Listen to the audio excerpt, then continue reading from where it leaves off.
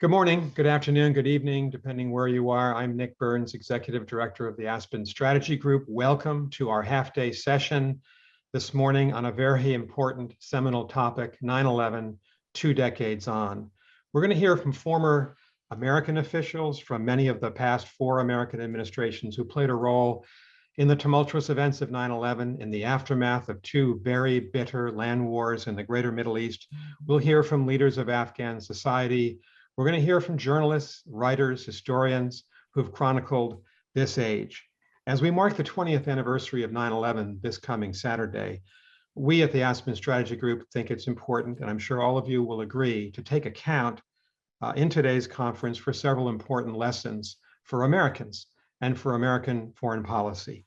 First and foremost, the importance of remembering all of those who died on 9/11 and afterward. That day is seared into the memory of all of us who were in or out of government back 20 years ago.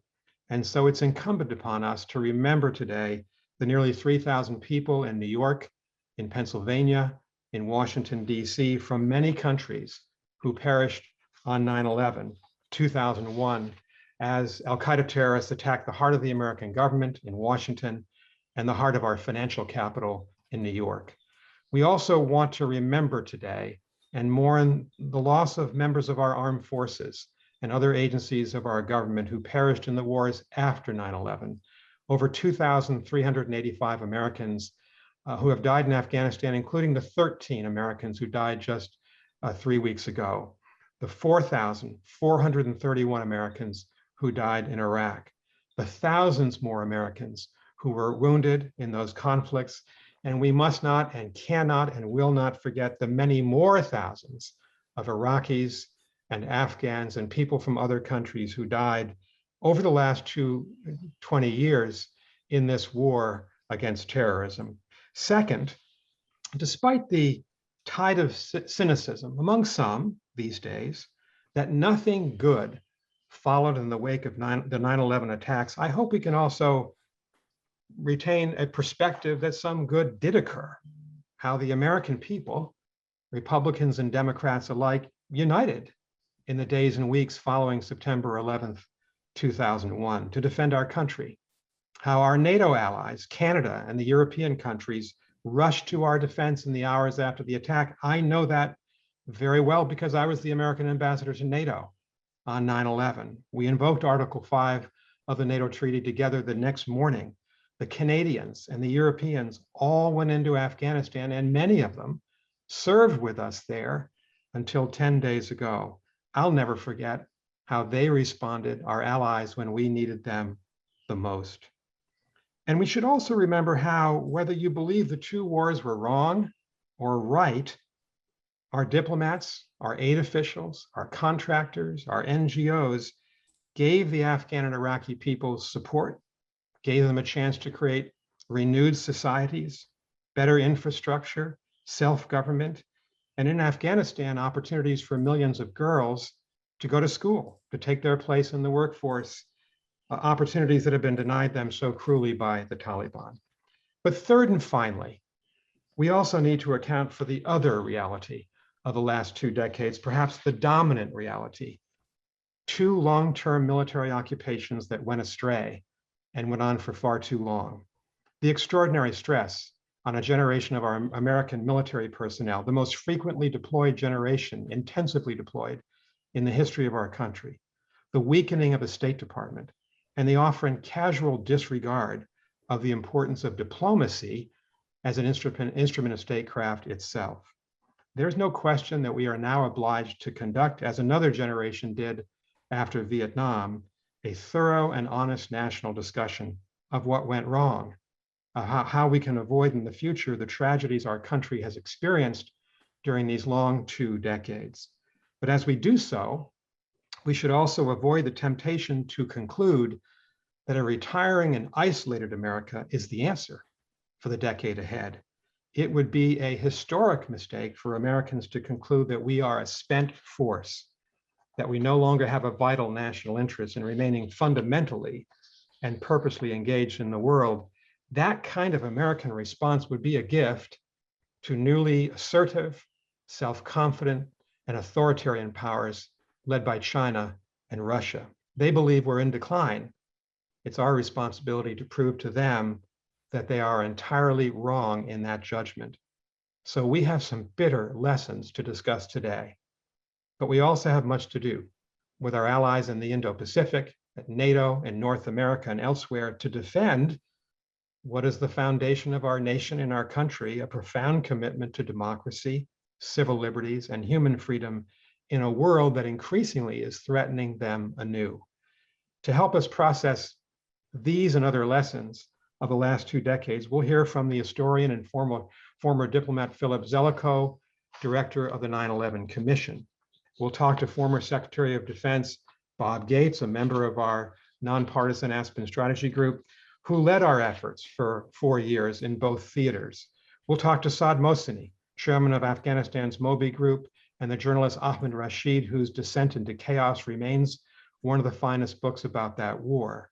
We'll hear from Ambassadors Ryan Crocker, Ann Patterson, and Mike McKinley, who were all on the front lines in Afghanistan. And of course, Ryan was also American ambassador to Iraq. And then finally, we're going to look ahead to what these events mean for our future with former member of Congress Jane Harman, former Deputy Secretary of Homeland Security Jane Holl Lute, and former Assistant to the President for Homeland Security Fran Townsend. We'll begin now with the conversation between Lawrence Wright and Nick Schifrin. Lawrence Wright, chronicler of these 2 decades, author of acclaimed books from The Looming Tower to the Terror Years to his new book, The Plague Year. Nick Schifrin, our friend, someone I admire very much, foreign and defense correspondent for PBS NewsHour. Larry, thank you for being here. Nick, please take it away.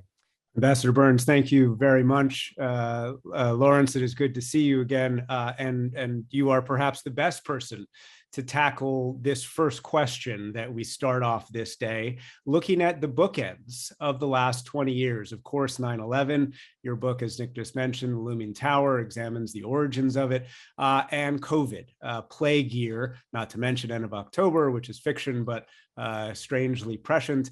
Plague Year examines America in the age of COVID, America in 2020. And so that's how we're going to start this conversation today, talking about some of Lawrence Wright's big ideas at first.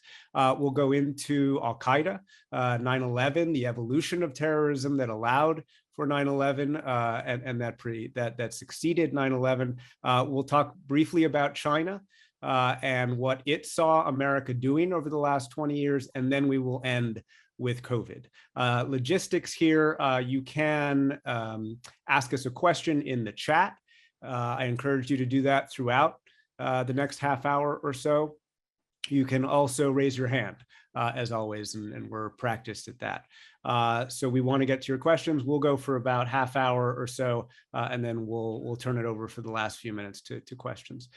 So Lawrence Wright, our job here, this first question of this day, is to try and have some perspective on the last 20 years. And I will give you a prompt that you wrote 10 years ago, which is that asked, did the United States follow Osama bin Laden's script in getting bogged down in Afghanistan, fighting costly wars that did not succeed? Do you believe, looking back 20 years, that the U.S. fell into bin Laden's script?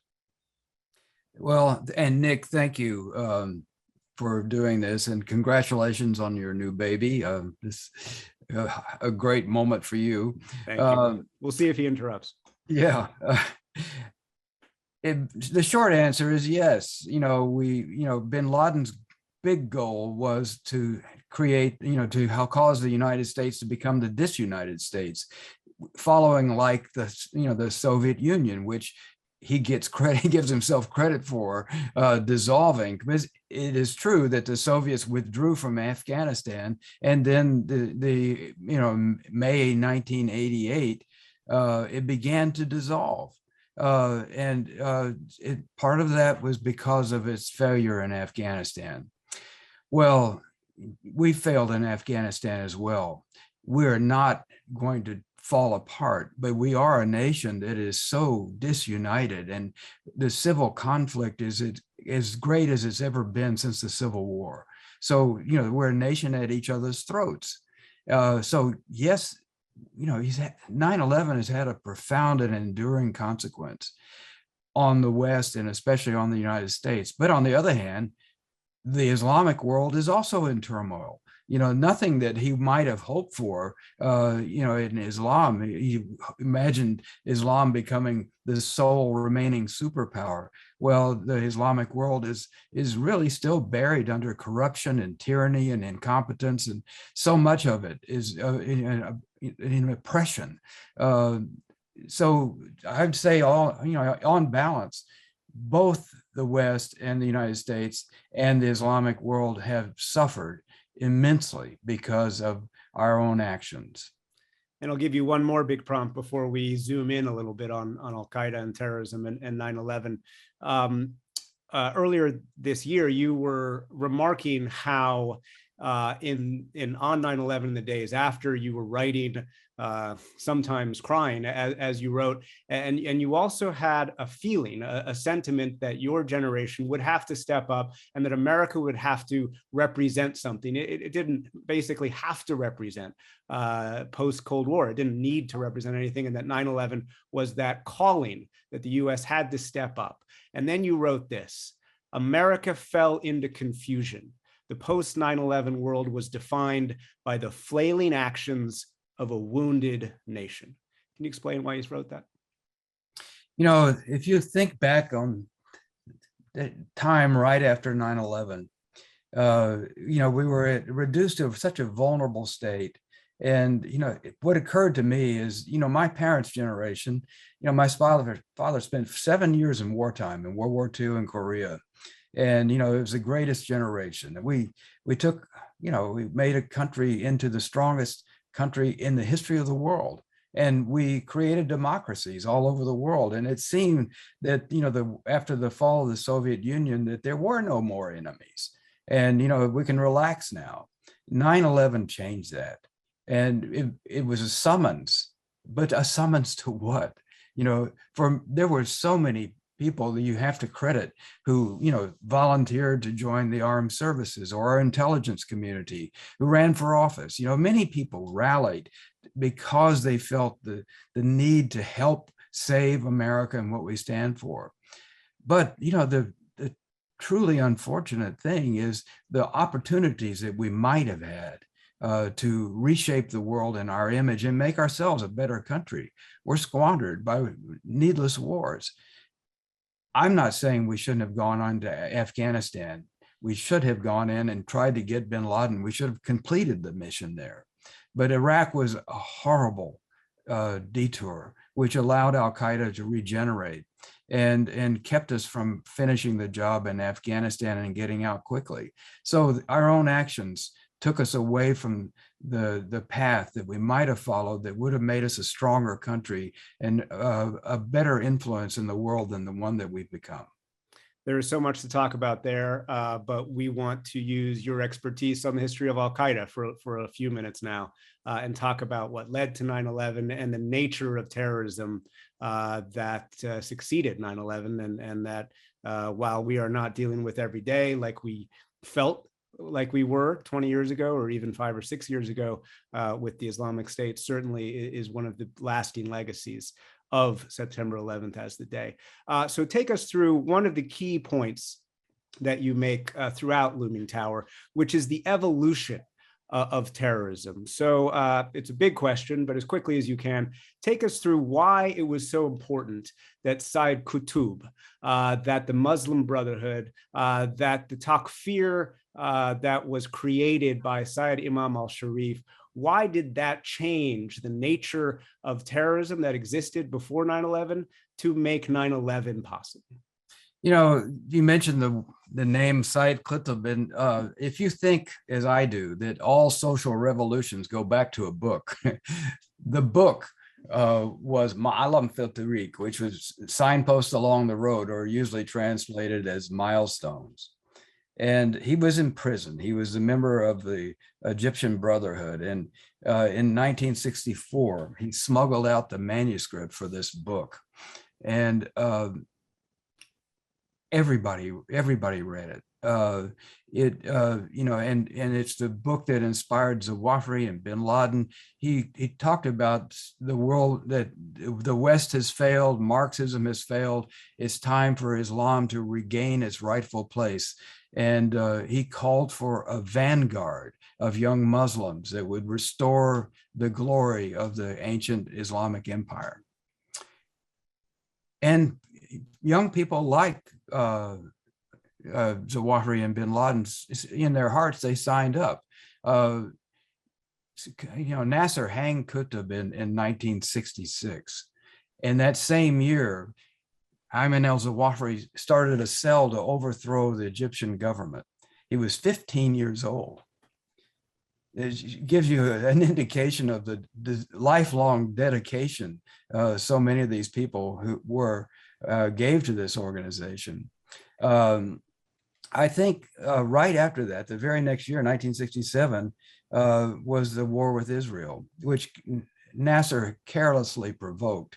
And it's called the 6-Day War, but really it was over in an afternoon when the Israelis destroyed the air forces of Egypt and Jordan, and defeated also the Iraqi army. I mean, it was a moment of such immense humiliation that the foremost armies of the Arab world had been dispensed with in less than a week.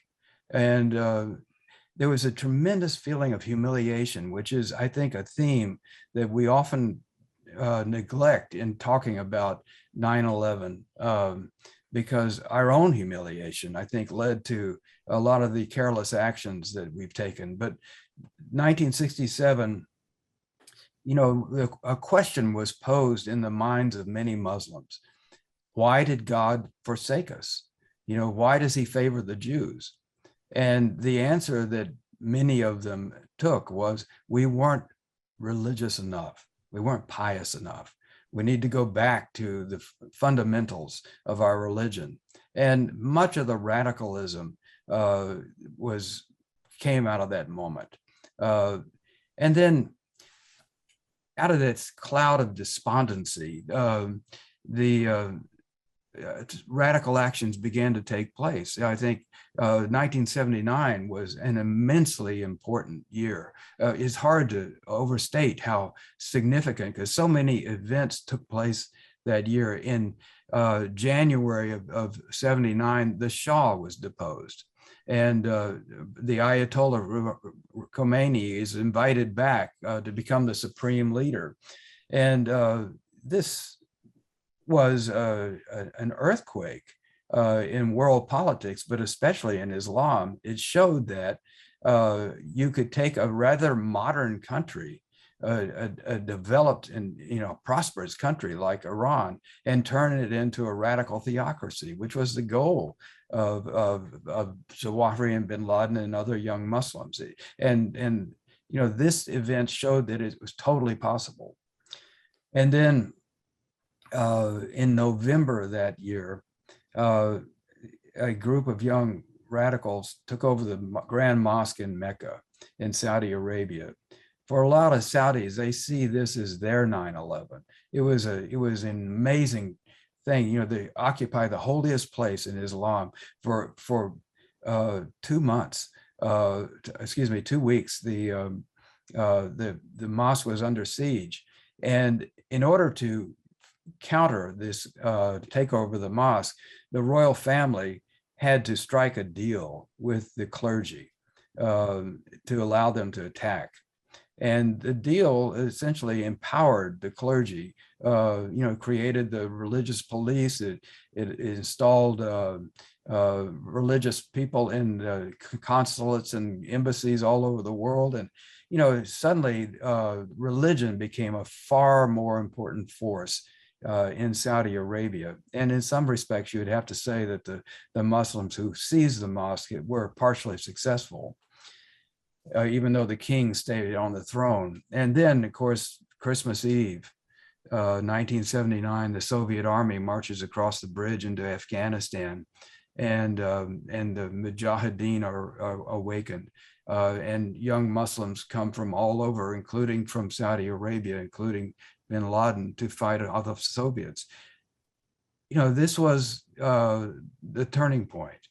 This is where, in that crucible, and I want to underscore the fact that bin Laden and his Arab Mujahideen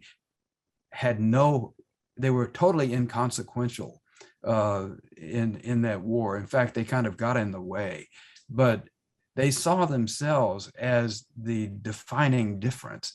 And in 1988, as the Soviets began to withdraw from Afghanistan, that same month, bin Laden sent out feelers to some of his closest colleagues about a new organization he was starting that he envisioned would be a kind of Muslim Foreign Legion that would go wherever Muslims are under siege.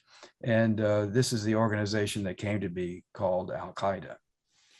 And of course, it was facilitated by bin Laden's money, but that evolution of ideology, just emphasize that point, that one of the main things that came out of that history, as you write, is the evolution of who is a legitimate target. Right. And the version of terrorism that Al-Qaeda helped cement was that Muslims were a legitimate target if they were living under or assisting governments that were sponsored or supported by the United States. Why was that so important when it comes to this evolution? Well, actually it began in those prisons in Cairo. When Said Qutb was in prison, he witnessed the abuse and even the murder of prisoners. Guards shot prisoners in their cells. And he was so shaken by this. And he asked himself, what kind of Muslim would do this? And the answer he gave was, they are not Muslims. A Muslim wouldn't do this to another Muslim. And he was practicing what was called takfir, which was essentially expelling someone from the faith. And this is the idea that planted itself in Al-Qaeda and other organizations, giving them permission to kill people they no longer they believe were no longer Muslims. Most of the people that have died at the hands of Al-Qaeda and ISIS are Muslims. No, and we get that through the last 20 years of terrorism histories. Zarqawi in Iraq certainly killed more Iraqis than Al-Qaeda Central, if you will, killed, and obviously the Islamic State and the nature thereof. So let's just do one more aspect of pre-9/11 and 9/11, and then we'll fast forward in time. U.S. hubris. You wrote extensively, obviously, about intelligence failures before 9/11, CIA versus FBI. Just remind us very briefly about those intelligence failures and how you see them 20 years later, especially given what we've seen out of Kabul the last couple of months. There are many intelligence failures, but the one that I would emphasize 20 years later that still hasn't been addressed and accounted for. In January of 2000, there was a meeting in Kuala Lumpur. It was an Al-Qaeda summit. Two teams met at a condo on a Jack Nicklaus golf course. The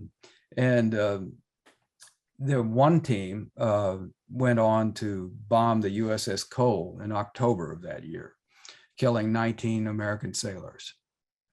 The other team, two young men, two Saudis from Mecca named Khalid al-Midhar and Nawaf al-Hazmi, flew to Los Angeles. This is 21 months before 9/11. The Americans knew that they were Al-Qaeda. In fact, they had been tipped off by the Saudi intelligence that Midhar was in Al-Qaeda. So they broke into his hotel room in Dubai while he was changing planes, spent the night in Dubai. And they photographed his passport and found the American visas in there. So they knew what was up. And in March, they found out definitively that two Al-Qaeda guys were in, as it happened, San Diego at the time, but they were in America. They did not tell the FBI. the CIA is not supposed to work on terrorism matters in the U.S. And the FBI had the warrant on bin Laden and all of his followers. They could have followed them. They could call them the computer. They could have tapped their phones. There's so many different things they could have done. And meantime, Minhar is calling his wife in Yemen, and at a number that is known as the Al-Qaeda switchboard. And these calls are coming from San Diego, and the NSA is picking them up. So at the same time that the CIA is saying that their hair is on fire about Al-Qaeda, they're sitting on the fact that Al-Qaeda is in America. They know it, and they never tell the FBI until a couple of weeks before 9/11, when perhaps they just lost track of them. So that has never been accounted for. If you want to talk about intelligence failures, I feel that had the CIA shared that information with the FBI, we might have, it was our best chance to stop the plot of 9/11. But that was an example of the failures in America at that time because of the institutional and personal rivalries that were so characteristic of the CIA and the FBI at that time. And it placed the nation in danger and actually had terrible, terrible consequences. So we've zoomed in to a few aspects of 9/11 itself and Al-Qaeda and terrorism history. We're going to zoom back out again, think a little bit more strategically again, and draw a line toward COVID. And we're going to stop on that line in 2007 and 2008 for a second and talk about Beijing. So the US, the West, is in a housing crisis. We know, of course, why we're talking about China, because we're about to talk about COVID. But in 2008, Beijing sees the West, as Obama put it, the US is no longer the lender of last resort. The West, that China sees the implosion of the economy and says, the US and the West is not as strong as it thought it was. We have seen throughout the last 20 years, not just in the last few months, Beijing look at Iraq and Afghanistan and say, the US is bogged down in the Middle East. Can you talk just briefly, before we get to COVID itself, about this process that Beijing undertook, certainly in the last 13 years, perhaps 15 to 20 years, that allowed it to decide we can pursue a more muscular foreign policy? It's interesting when you think about China, and it had always been so reclusive in world affairs. I think back of the wars to try to, like the Boxer Rebellion and so on, all these things to try to elicit China to come into the world. And now, it is very much in the world. And, China sees itself, this is its century, and it has been waiting for this moment for a long time. The US was strong, and militarily, there's still no comparison between our military forces and China's. But the assertiveness of China at a time when the US is on a back foot and uncertain about its role is really coming into play. And China is doing everything it can short of war to undermine us. And this is true with Russia as well. So we are, there's an undeclared war going on. It's taking place in the cyber world and in the diplomatic world. But, the efforts to weaken the US are aided by our own failing efforts to manage the rest of the world. We're at an interesting point where, there's a reset. We've withdrawn from Afghanistan. This could actually be to our advantage. It's been a tremendous waste of our resources. It's been very divisive. And it's been, yes, there was 2 decades in Afghanistan where, progress was made for young women especially. But it looks like, we've circled back to the beginning and haven't achieved anything. So, we're demoralized by our efforts in the world. I think, if there's one thing that concerns me at the top of the list where China comes into play is Taiwan. is this the moment when they would think that they would make a move on Taiwan and test our resolve there? If you're in Beijing, it might well be seen as an opportune moment to do that. Yeah, certainly there is a robust debate happening amongst China scholars about whether Afghanistan has anything to do with Taiwan, and I want to put that aside for now. I'm sure it'll come up today, because you've written so much about 2020, about COVID, and of course you researched even before COVID arrived the kind of worst case scenario of a disease basically breaking down civilization in the end of October. That's not what we've seen, obviously. What we've seen is, as you called it, the plague year. And let's start with China, and then we'll go to the US. You make an important point in the book, which is that there are two competing arguments for the origins of COVID, of SARS-CoV-2. One is an accidental lab leak that came out of the Wuhan Institute of Virology, and the other is a natural evolution. And you make an important point that I think is getting lost in this debate. Why are both possibilities, whether it's a lab leak or whether it's natural evolution, why are both a harbinger for the future? Well, that's a really good way of framing the question, because we don't know what happened. And Chinese are doing everything they can to obstruct any further information coming out of the early days of that development of the pandemic. Either if it's a lab leak, and I don't think people are familiar with the fact that lab leaks are far more common than we would like to understand. I mean, we've had lab leaks in the US, Fort Detrick and CDC. We've had smallpox leaked out of labs in the UK on 3 different occasions. Nearly 100 people died. We know that SARS-1 leaked out of labs in China on 4 different occasions. So, this happens, and it could well have been the origin of SARS-2, which is the virus that causes COVID-19. But it could also have come from nature. Now, with SARS-1, we know it came from bats and probably passed through an intermediate animal. A civet cat is what is normally thought of. And, that's a perfectly natural and believable way, a pathway that this disease could have come to pass. It's Chinese behavior that makes it so suspicious that it might have come from a lab. If you go back to SARS-1 in 2002 and 3, when World Health authorities went to China to try to find out what was going on with this new virus, the Chinese officials reportedly hid the patients in ambulances and taxis until the authorities were gone, and denied any responsibility for it. And it was that kind of obfuscation that caused the World Health Organization to rewrite the rules to demand greater transparency. And this was the first real test of that.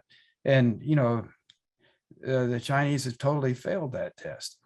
It's unnerving, to say the least, that with the World Health in such a perilous situation, that the Chinese would be so reluctant to even provide samples of the virus, which is, for instance, what you need to start making test kits to find out the spread of the virus. The US didn't have a sample of the virus until we had an acknowledged patient in Washington State in January 19th of 2020. So, that kind of behavior I find very unsettling, because it's not just about the pandemic, it's about the stance towards the world. And that fear for the future, whether it was somebody messing with something in a lab and an accidental leak, or just a natural evolution created by the movement of people, we should worry about both for the future. Running out of time, so obviously we need to talk about the US and COVID and what you call a failure of leadership. And one of your chapters is called No Plan, Plan. The plan was no plan.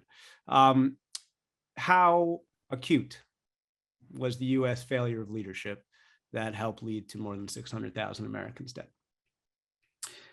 Now, I believe that every nation has suffered, Nick, and we were bound to lose tens of thousands of Americans, but maybe not hundreds of thousands. And first of all, I want to give the Trump administration credit for one thing that was very important, which was Operation Warp Speed. It was an unprecedented move to assure the pharmaceutical companies that they would be paid for their research and production, even if the vaccines they produced were never used. And based on that guarantee, there were hundreds of different efforts to come up with vaccines. And they were thinking that we would not have a vaccine until the fall of this year. In other words, we wouldn't have a vaccine probably until next month. Think about what kind of condition this country would be in if the Delta virus is racing around and it's so contagious. And, it's uncanny to think about what would happen to our society. But we have the vaccine, and I want to give the Trump administration credit for that. However, when it came to actually governing the country during a time of crisis and pandemic, what the Trump administration did was to throw it into the laps of 50 governors. In March of 2020, there was a telephone call between the president and the governors. And he assured them that he was there for them. He was going to help them in any way they needed. But as for personal protective equipment and ventilators and stuff, get it yourselves. We're supporting you, but get it yourselves. And the governors realized at that time that there wasn't going to be, the FEMA wasn't going to rush out the door and come and open up the national storehouse and distribute the mask and the ventilators and the syringes and the gowns and everything that they were going to need to fight this. They were going to have to find out a way to do it on their own. And they began to compete against each other by ordering masks and ventilators from China. Governor Cuomo said it was like being on eBay. You'd put in an order for 1 million masks and, California would suddenly up your bid. Gina Raimondo, who was the governor of Rhode Island, she didn't have much sway with the Trump administration, and she was begging for personal protective equipment, and they assured her that a truck was coming. And sure enough, eventually the truck arrived, and she called her health director and said, the truck is here. And she said, Governor, the truck is here, but it's empty. They sent an empty truck. And that moment to me characterized so much of the Trump administration response. And then came the mask episode. We had one last chance to really put the brakes on the spread of this contagion. And it is in the same period of time, March, April of 2020, when the virus was cresting and little that we were doing seemed to have any effect.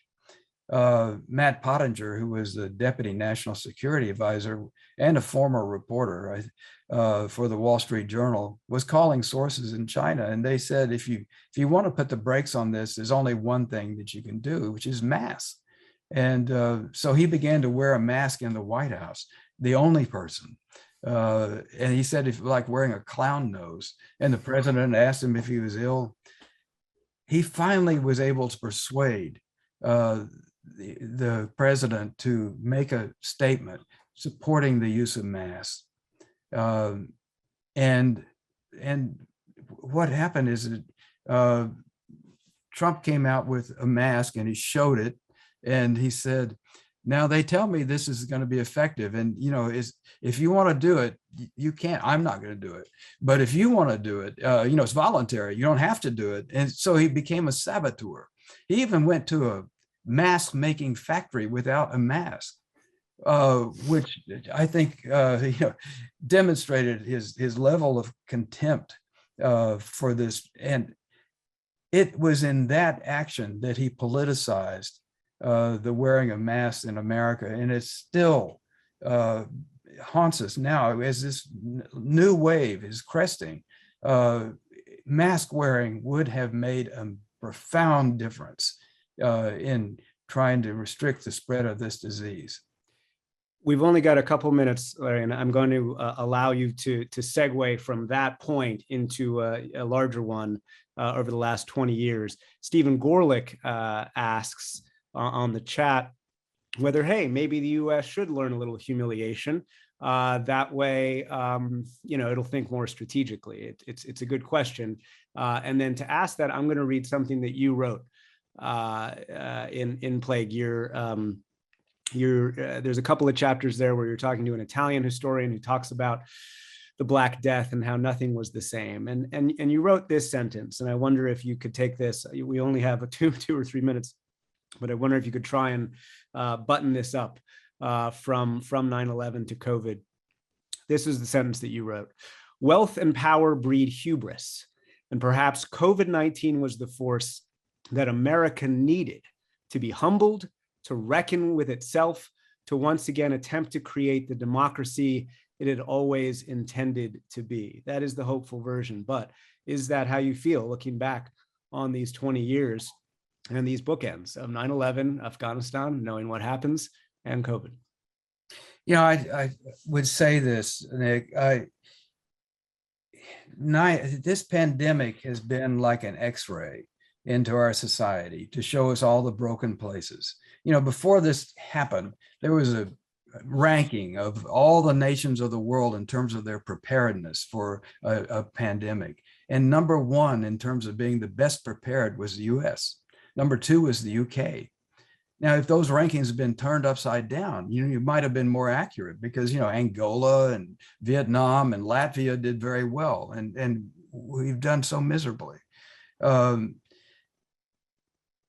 That question of humiliation is a good one because, we can take being humbled and make ourselves a better country. If you look at the Great Depression, we remade ourselves as a country into a more compassionate and resilient country than we had been. World War II, as already mentioned, we transformed ourselves. 9/11, we went to war in Iraq. We started torturing prisoners in Guantanamo. We took a lot of wrong turns. So we had an opportunity, which was a disaster, and we made it into a worse disaster. Now, I think, when I was studying the plague year in the bubonic plague in Italy in the 14th century, it changed their society. Of course, it was far more fatal. It killed a third of Europe. But people began to realize that what they had been doing wasn't working. And it opened their minds to new possibilities. And fresh thinking came in. And that fresh thinking is what became the Renaissance. We may not have a Renaissance, but we could easily have a readjustment of our thinking, whereas as it pertains to government, science, education, and our place in the world. And it's my hope that if something good comes out of all of this 2 decades of struggle, that it will be a better country and more aligned with its capacities and its ideals than it has been in the past. A quintessentially American way to end with a little hope, but spot on. And so on behalf of 300 participants, wow, and Aspen Security Forum, Lawrence Wright, thank you very much. It's an absolute pleasure. And to all of you staying on, please do. And we wish you guys a very interesting and thoughtful day. Thank you, Nick. Thanks very much, Nick and Larry, for that very thoughtful conversation on the last 20 years. We're now going to turn to our next panel, which is on ending forever wars. With the withdrawal of American combat troops from Afghanistan this August, we're going to examine the question of what it means exactly to end forever wars. With no more boots on the ground, does this mean things are over?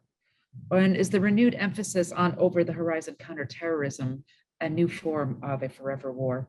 I can think of no better group of people to be discussing this morning than who we've put together. First, we have Ambassador Ann Patterson, who is the former Assistant Secretary of State for Near East and North Africa. She's also a former ambassador to Egypt, Colombia, El Salvador, and Pakistan. She's now at the Jackson Institute at Yale. We have Ambassador Ryan Crocker, who was ambassador to Syria, Kuwait, Lebanon, Iraq, Afghanistan, and Pakistan. He's a Presidential Medal of Freedom awardee, and now he's a non-resident senior fellow at Carnegie. We also have Ambassador Mike McKinley with us, who's a former ambassador to Brazil, Peru, Colombia, and Afghanistan. He was also a Deputy Secretary of State in the Bureau of Population, Migration, and Refugees in the aftermath of 9/11, working on resettlement programs. And lastly, we have Ahmed Rashid, the renowned journalist and author joining us from Pakistan. He's the author of Taliban, Descent into Chaos, Pakistan on the Brink, and as Ambassador Burns mentioned at the beginning of the program, no better books to cover understanding the region. Lastly, our moderator for today is one of the talent from NBC, our partner on Aspen Security Forum presentations. It's Kelly O'Donnell. She's the White House correspondent. She's covered 4 presidencies. She's an Emmy Award winner, an Edward R. Murrow Award winner. And with this, I'm going to turn it over to Kelly to discuss Ending Forever Wars. Thank you. Well, good morning, everyone. I am so honored and impressed by this panel. It is a real chance for us to hear from experts who have lived it, who have been in the room, who have understood these issues in a most granular way, who have given service to this country and service to the profession of journalism, which I certainly appreciate. And this is a chance to reflect on this important moment and also hopefully to get some ideas about what comes next. One of the things that I wanted to do to begin our conversation is to simply reflect on that day that brings this event together, the 20th anniversary of 9/11. Every American has some connection to that day. It may be personal, it may be as a citizen, it may be some where were you kind of moment that we can all connect to. And certainly for our panelists and others, there are more personal connections and a change in the course of one's life and profession because of it. For me, what I recall is that on that day, it began so brilliantly and beautifully, a warm September Tuesday before those awful events. And when that day was over, a friend of mine who had been working in the World Trade Center on the 93rd floor perished when the buildings came down. Another very dear friend was able to escape by fleeing down dozens and dozens of flights of stairs. And I think of her so much every anniversary as she reflects on that. And then as a journalist, of course, the work that I do was changed dramatically. And it still is something I reflect on often. Having covered 4 presidencies, the echoes of that day are important in the work that I do and in the life of our nation. And so as we come together today, I would love to ask each of our panelists to take just a moment to share a reflection of what that day has meant to you, a memory from that day, something that helps us to frame the humanity of what's behind the conversation we're going to have on politics and policy and strategy going forward. So, Ambassador Patterson, could I ask you to begin? Yes, I was in Colombia. And I was leaving my office to go meet with the president to tie up some loose ends about Secretary Powell's visit the next day. And we got there and the second plane hit. We were in our meeting and an assistant came in to tell us and we turned on the TV. And of course, Secretary Powell never came. But what I remember so much, because it was supposed to be a new dawn for Latin America because President Clinton had been very interested and President Bush was going to do comprehensive immigration reform. And of course, that never happened. So the opportunity costs for 9/11 for the rest of the world were very considerable. And that's what I remember from that day. Mm-hmm. Ambassador McKinley, how about you? So it's hard to speak about a personal context given the losses of so many American families and so many families around the world on that day and in the subsequent 20 years. It was my second day back in the department from overseas, working in the Bureau of Refugees and Migration. And we were told to file out of the building sometime after 9 a.m. Remember going down 23rd Street with colleagues and then just deciding to wait a while. And I went back in, I can't put a time frame on it, but walked the empty corridors, dropped in on a friend in the Bureau of Diplomatic Security front office. And what struck me then and what struck me throughout the rest of the day and the rest of the week was just how uncertain we were about what had happened and about what to do. And that stayed with me as we moved into a very forceful response on a personal level, calling my spouse. She had just picked up the children from school because all children in the area were being sent home. And eventually she drove into the district, picked me up and took us out to the suburbs. And it was just an astonishing period of feeling everything was quiet and everybody was just watching. I remember that sense of quiet as well, and how disquieting everything about that day was, and how when we look back, I have memories of not being able to even process the magnitude in the moments. And now we look back filtered through memory. Mr. Rashid, what are some of your thoughts from that day, or reflections about what it meant to you? Well, I was in my study working and I had CNN on, and I saw the first plane go in, and I ran outside to see my wife, and I started yelling at her saying, Bin Laden has attacked America. And I immediately guessed it was Bin Laden because I'd been following all the events in the previous 6 months to a year and had written about him also extensively. And it was quite obvious. It took a very long time, a couple of hours, I think, for people in the government, in the US government, to actually name Bin Laden. But I'm sure a lot of people knew that only he could have done this. That's so interesting that you raised that, because obviously the specter of who Osama bin Laden was, what he meant, and the long journey to for the US to seek justice against him.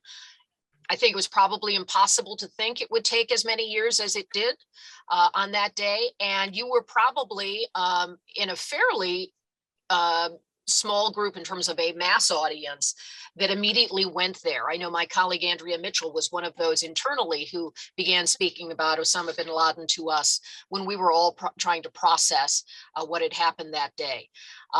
What an extraordinary series of events. I see Ambassador Crocker is with us now as well. Obviously, you must have some very powerful memories of 9/11. And we're just beginning our conversation to try to reflect on some of those things, just a particular strand of thought or memory that just helps us to be reminded of why we're having this meeting today. So Ambassador Crocker, what is your thought? I was on a US Air shuttle that morning. I had just taken over responsibilities at the State Department as Deputy Assistant Secretary for the Near East, focusing on the Gulf and Iraq in particular. I was going up to New York to meet with the Russian Perm Rep, Sergei Lavrov. And as we made our descent into LaGuardia, we could see smoke coming out of the first tower. And we were looking at each other and on the plane and saying, how could anybody run a plane into the tower on a brilliant blue September morning? And just as we landed, the second tower was hit, and then we knew. I tried to get into the UN, couldn't access Manhattan. I was stuck in traffic on the Queensboro Bridge when both towers went down. I could watch it from there. I went back to LaGuardia. I knew the airport wouldn't be open, but Avis would rent me a car, and I made a long drive back to DC. And I thought as I went that I now knew what that assassination of Ahmed Shah Massoud was all about, just 2 days earlier. Couldn't figure it out. An elaborate suicide attack, folks posing as journalists to interview him. And it snapped in, as Ahmed was saying, I knew it then. And so that was one observation. The second observation I made on that drive was, my life is going to change. It's really going to change. I don't know how, but it's really going to change. And it certainly did. And what strikes me about each of your reflections and my own is how our personal perspective, the ordinariness of our days, the implications of how it would affect the places where we lived, the world and work we were doing, all carries forward. And so when we look at events of the recent weeks, the US withdrawal from Afghanistan, the questions about what happens next, I'm struck by how the impact on day-to-day lives really is significant, and the sense of trying to process what comes next.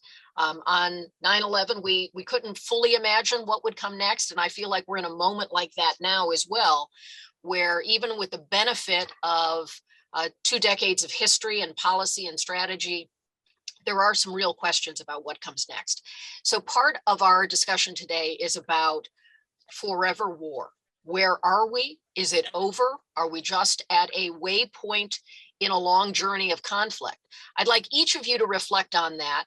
And this time, let me begin with you, Ambassador McKinley. Where do you believe the US is with the concept of forever war? Weary after 2 decades of conflict, but are we really done with a US withdrawal when we do have so many capabilities and so many threats that still remain? Is forever war over? So let me start with a parenthetical. The use of the term forever war is now being broadly debated, not just in the United States, but overseas. And one former prime minister even called the term imbecilic. I would suggest that 20 years, $2 trillion, 2.7 million Americans deployed to Iraq and Afghanistan, near engagements in places like Syria, Yemen, Somalia. We were indeed engaged in the shorthand, which is used to describe the policy for those 20 years, the forever wars. So that stage, that phase of our engagement overseas in military conflict, I think has come to an end, because an important component of it was nation building and transforming the world. We forget that starting in April of 2002, President Bush was speaking about the transformation of Afghanistan so evil could no longer hold sway. We were talking about a Marshall Plan for Afghanistan. Iraq, it was going to transform the map of the Middle East to include providing a different level of security for our ally, Israel. And we, moved forward on all of these fronts. And so that, I think, we learned from. There were other factors, I think, which Mr. Wright referred to in the opening session, how we moved into violating our own principles, whether it was on torture, whether it was on rendition. I worked on resettlement of refugees. It's forgotten that the only time the resettlement of refugees program was shut down was not under Donald Trump, but was under President Bush in the immediate aftermath of 9/11, as the pressures grew to establish all kinds of new vetting procedures for particularly Muslim refugees coming to this country. So as we look forward, the forever wars, I think the key aspect of it, which should have been the focus on counterterrorism, will continue. But I'm struck by the phrase of an article by Philip Grossman in The Atlantic, in which he talks about the war on terror like the war on drugs, something that can't be won but has to be managed. And I'm struck by what Bob Kagan wrote very recently, in which he cataloged the successes over the last 20 years in the war against terrorism, if I can still use that term. And the real question is, how do we deploy now? I think the approach that's being taken, which is to manage the problem over the horizon, engaging with partners, whether it's in the Sahel, whether it's in Iraq, northern Syria, responding to what happens in Yemen and Somalia with al-Shabaab. All of these are a much more appropriate approach to the serious threats that remain, and allow us to reset and deal with what are the bigger challenges we face, whether it's China, transnational problems, strengthening our alliances in Europe, which were badly weakened under the previous administration, strengthening our ties in East Asia, redefining our approach to technology, pandemics, it's climate change. There are much broader issues which can now be focused on with the fight against terrorism put in a more appropriate focus. Ambassador Patterson, I acknowledge the forever branding may be an issue that is ripe for debate. So maybe we'll call it chronic war for a moment. Do you believe we're in a pause in our state of chronic war that will be enduring? Or do you believe this is a shorter pause than perhaps the country or the dynamics of the moment would suggest? Well, we're a global power with global responsibilities. And if we're talking about Iraq and Afghanistan, I think the days of the large numbers of ground troops are probably over, but we can hardly wash our hands of what's going to take place in these countries because there are a lot of second order implications. I mean, I personally would worry about the convergence of extremists in Pakistan and Afghanistan. I'd worry about India and Pakistan both being jumpy and anxious, which has implications, not very pleasant ones. Refugees, narcotics, humanitarian relief, all these issues are going to keep us involved. There's 60,000 ISIS dependents sitting in camps in Syria, which is a terrorist breeding ground. So no, I think the US is going to have to be involved in both of these countries and many of their neighbors, really, as far as the eye can see. Mr. Rashid, obviously you're coming to us from Pakistan. When we hear the term forever war, just a couple of weeks after, not even really, just days after the US withdrawal, where do you think we are in the sweep of what that word means to you? Well, I mean, recently I've been thinking, God forbid, what happens if there's another attack on America like there was 20 years ago?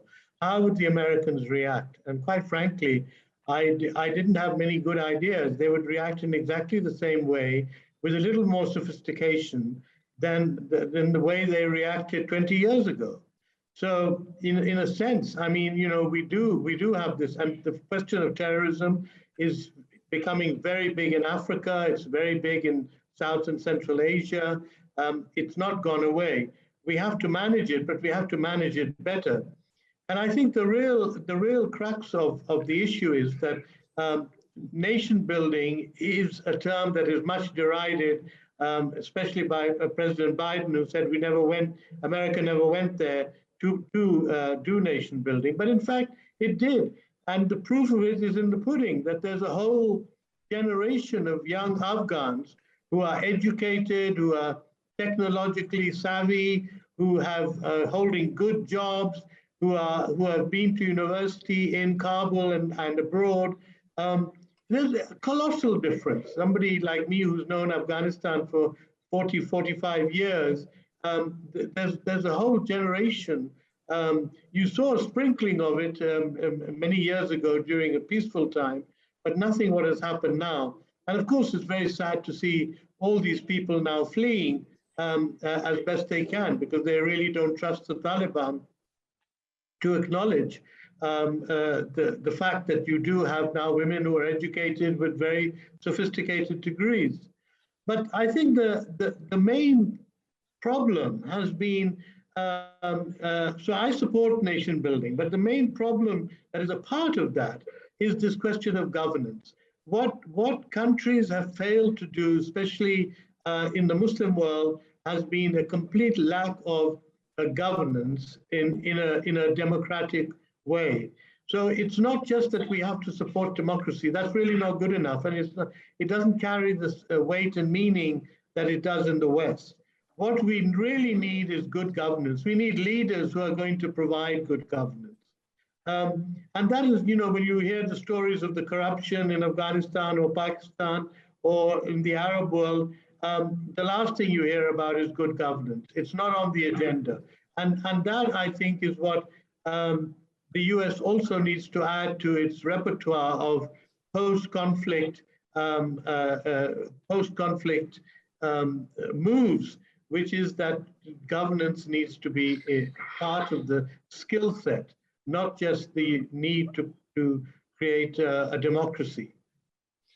Several things you said there, I think, will be a part of our conversation going forward, especially when it comes to standing up and supporting a government that can withstand the stresses that have been in Afghanistan, and certainly about that new generation of Afghans who have seen a life that had promise, and now there's a question about what will happen. But I don't want to finish this part of our segment without hearing from Ambassador Crocker on where are we in the sweep of forever war.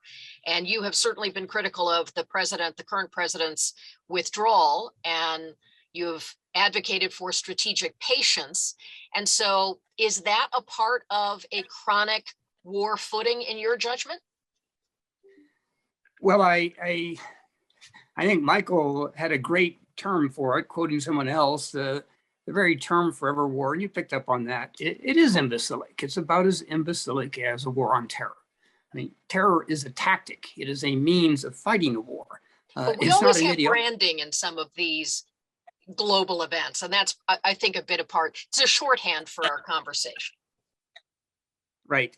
First, I would, separate Iraq and Afghanistan. I mean, these are two totally different wars. I was in both countries in the early going. In Iraq, I was there up in the north well before that. So I do know the difference. I find myself in almost full agreement with Ahmed, and that really should scare both of us. That the criticality of governance, absolutely, and it doesn't come in a box. Some assembly required, and we only have to look at our own history, how hard it was to move to a constitution. I mean, it took years after the Declaration of Independence to get there. And even then, of course, the founding fathers, and they were all fathers, they certainly weren't mothers, kicked the hard issues down the road, which is why we had that little civil war in the 19th century. So why is it we think that we're going to snap our fingers and suddenly a country that has not had good governance by any stretch of the imagination is supposed to get it, and we're there to bring it to them? This takes time, and it has to be indigenous. And that goes to my point on strategic patience.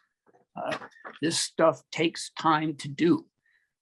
Nation building, however you want to style it. And Afghanistan, again, the debate was over means to an end. The end was clear to me in the early going, to me when I was back as ambassador a decade ago, and to me today, to ensure that Afghanistan is never again a platform for an attack on the American homeland like 9/11. Then you can talk about how you best achieve that goal. And again, I agree very much with Ahmed. Things like education, that is what changes societies. That's what can guarantee both long-term stability for a given country, long-term security for those around it and farther abroad. We ran out of strategic patience. And it's ironic in a sense, Senator Joe Biden was my first congressional visitor after I opened the embassy at the beginning of 2002. And one of the things I did is I took him to a girls' school, USAID. And by January 2002, USAID had girls' schools up and running. And it had a huge impact on both of us. A first grade class in Kabul with 6-year-old girls and girls up to the age of 12, because they'd missed their chance at education under the Taliban. And we asked one of the 12-year-olds if it bothered her being in there with kids literally half her age. And she just beamed and said, "I don't care who else is here, I'm here." Well, we just sold all of that down the river by letting it, and we let the Taliban come in. I mean, we defeated ourselves there. I do worry about the long-term consequences, as Ann said. And I would start that worry and be very interested in Ahmed's reflections in Pakistan. I mean, I imagine that they had maybe 15 minutes of exchanging high fives in Rawalpindi in Islamabad when the president announced that we were going all the way out, because that was what they told me, and I'm sure they told Ann endlessly. We're not going to turn the Afghan Taliban into our mortal enemy because we know what you're going to do. You're going to leave. Just like you did after the Soviets were defeated. And we're not going to be able to leave because we actually live here. So they were right. We wouldn't have the strategic patience to stay. We proved it. But now they got to worry about what's coming to a theater near them, because the narrative the Taliban is now able to produce, that clad only in the armor of the true faith, that they defeated the infidels. Well, the Pakistani Taliban is tuned into that narrative. And I think it's going to get really rocky in Pakistan with revived and rejuvenated and empowered radical Islam, violent Islam. And it's going to be that way across the world. So we got out of Afghanistan all right. We set a new paradigm though, where I think violent Islamic movements are now feeling really empowered. If we take that as sort of a jumping off point for the next part of our conversation, and I would invite any of you to add your thoughts here, what are the immediate regional implications for the US withdrawal and all that was involved in that? Some allies concerned about how it took place, a sense of instability about what comes next, uncertainty about what kind of even interim government the Taliban will put in position. So for those who are an audience of those watching us, many of whom have a lot of knowledge, but even more broadly for the American public, what do you think are the key concerns in the region, the neighbors around Afghanistan right now? I'll jump in. If Please that's do. Okay. Yes, Kelly? please do. And, just not to prolong the debate on the previous issues that were being raised, but Ambassador Crocker absolutely raising the key question of strategic patience when we engage in conflicts around the world. I would just suggest that 20 years is a lot of patience, and any measure of what we were doing in Afghanistan from 2012, 2013 on was eroding. It was eroding militarily. It was eroding politically. The institutions became more fragile. The democracy, frankly, less convincing as national elections proceeded on their calendars. And in terms of development, the hard truth is we were doing less and less and less as it became more difficult because of security concerns to be out there. So as we look at this, Mr. Rashid's point about governance, I think is one of the central questions we need to focus on going forward. In terms of the impact on the region, I think differentiate between the Central Asian neighbors in Pakistan and to a lesser extent India, and the ones who are very concerned and not that far away in the Gulf. At the end of the day, in terms of what it means for America's strategic military security relationship with the region, our relationship with India continues to broaden and deepen, has been for years and continues. This year, it continued under the Trump administration to deepen. And we've seen this year multiple contacts by our secretaries of state, secretaries of defense, President Biden, Prime Minister Modi. It's nonstop engagement. In the Gulf, there's no talk about pulling back the tens of thousands of troops we have there, our bases in Kuwait, Bahrain, in Saudi Arabia, the Emirates, and elsewhere. It's clear that we still see the area as strategic. We still see the relationships as important. I think the vulnerable 2 points, and I'm going to defer to Ambassador Patterson and Ambassador Crocker, are Pakistan and Central Asia. I would suggest Pakistan's been a problem for a long time, and they have their rationalization of why they did what they did with the Taliban for 20 years. They can maybe one day explain what they were doing hiding bin Laden. And so that's a conundrum which I think still has to be worked on. And for Central Asia, we've been struggling for the last 15 years to establish a relationship with them that forges closer ties than they would normally have, than they would have with Russia. We haven't succeeded over the last 15 years, and now it's going to be a real question mark for those countries which direction they go.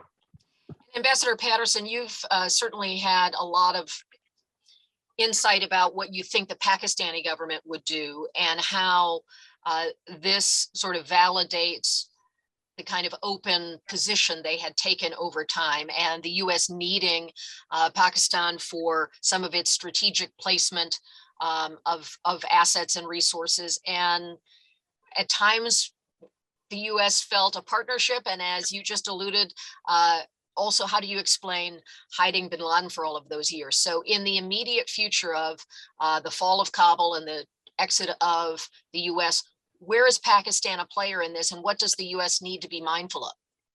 Well, the first thing that's going to happen is that US and Pakistan relations are going to take a dive, because the US is going to put a lot of pressure on Pakistan to make the Taliban behave. And they won't be able to, of course, because the Taliban have won in Afghanistan. And the second thing I think will happen is the I think real threat. I think Ahmed and Ryan are both right about the extremists, particularly the Pashtuns, getting together in the tribal areas of Pakistan and causing problems there. I think let's keep in mind that one of was really Condi Rice's success is Pakistan's nascent democracy. I mean, there hasn't been a coup since 1999. There has been a civilian government, the first ever since 2008. That's all imperiled now too. You have Iran with huge refugee flows, inevitable huge refugee flows. So I think there's pretty considerable danger in Pakistan. And they're going to have a very difficult time dealing with it without a lot of support, frankly, from us. If we go to superpower level and talk about China, where do you see China in its assessment of opportunity there, of its need to be involved economically, and where are the pitfalls for China, and how would that relate to its strategic positioning with the US? Who would like to jump in on that? Well, if I may just make a few comments. First of all, the threat of extremists in Afghanistan and in Pakistan has become more acute.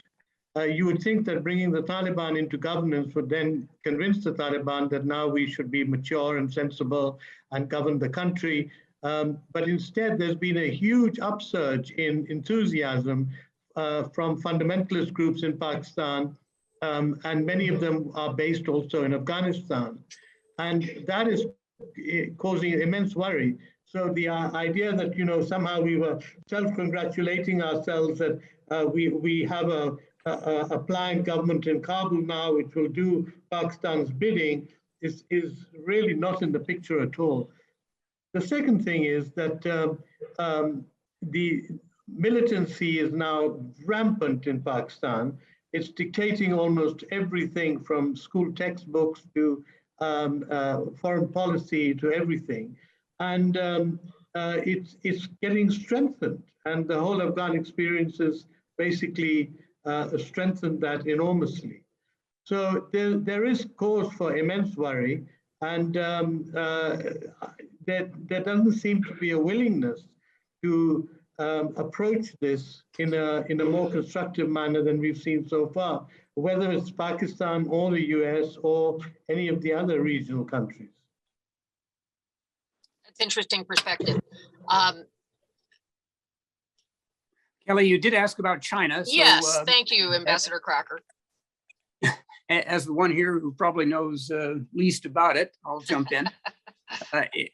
Obviously we have a very complex relationship with China. Yes. Both great powers, and now both engaged globally. So in the case of Afghanistan, at least during the period when I was there, the issue was not that China was doing too much and interfering too directly. It was that they weren't doing enough. They got this major copper concession, for example, and as part of that deal, they undertook to build a set of road and rail links that would obviously be relevant to the mining itself, but that would also improve the transportation infrastructure for the entire country. And we couldn't get them to do it. So the Chinese are probably a little short of high fives in Beijing right now, too, as they look what they have done to their Uyghur population. Boy, if there is a population that has been pushed toward militancy by the unbelievable repressive acts of their own government, it would be the Uyghurs.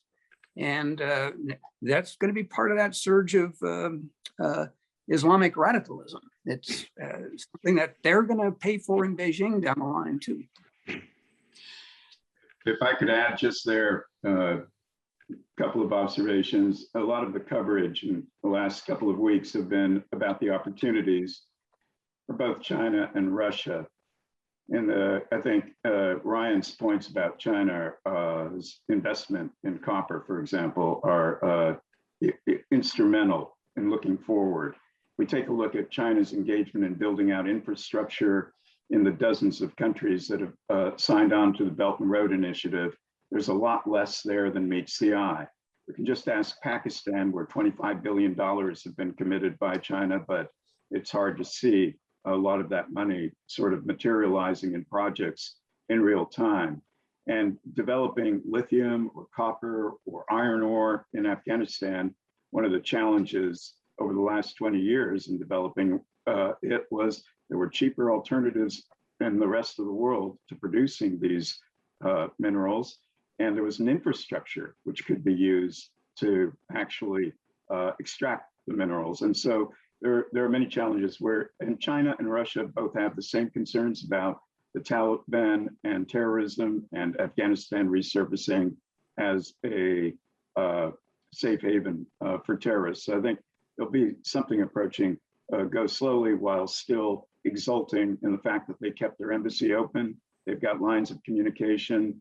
They were certainly courting the deputy leader of the interim government, Mullah Baradar, for years before, through the peace process, before these latest developments. So they're positioned to see where they can take it. It's probably quite complex for them figuring out where to actually take some steps.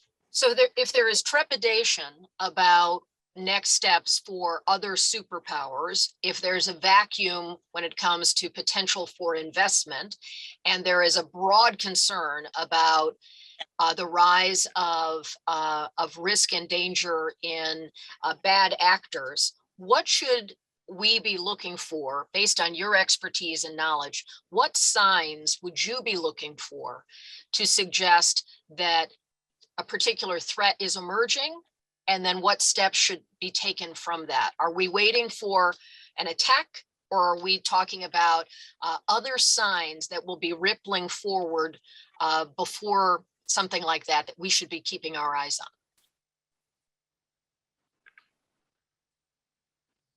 Ambassador Patterson, do you want to take a shot at that? We've had a robust intelligence apparatus in this part of the world for years.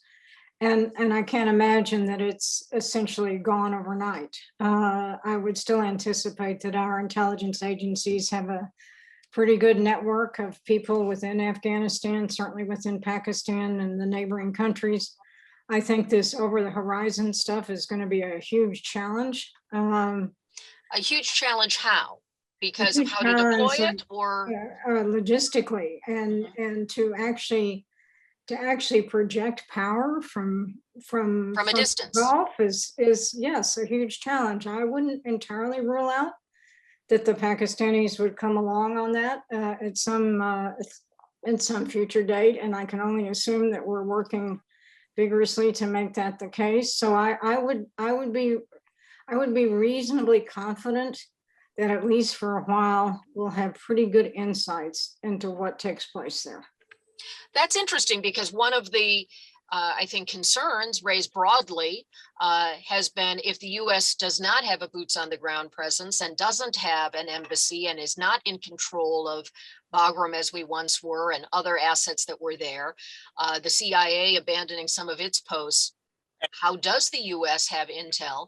And in a bigger sense, are there other factors you are looking for to see which way it is going? Perhaps Mr. Rashid, being sensitive to some of that, is there something you would be looking for to give us an idea of where does Afghanistan go in the short term? Well, first of all, just to go back to China for a minute, the Chinese are incredibly cautious and careful. And one thing they faced both in Pakistan and Afghanistan with this Belt and Road have been attacks by terrorists. And 9 Chinese were killed a couple of weeks ago in Pakistan. And they've So it's not that the Chinese are going to be able to walk in and start exploiting the mineral wealth of Afghanistan and suddenly provide the Taliban with an economy. I don't think that's going to happen in a big hurry. And secondly, the visit by Brother to the Chinese Foreign Ministry, and he met the Chinese Foreign Minister in Beijing just a couple of weeks ago.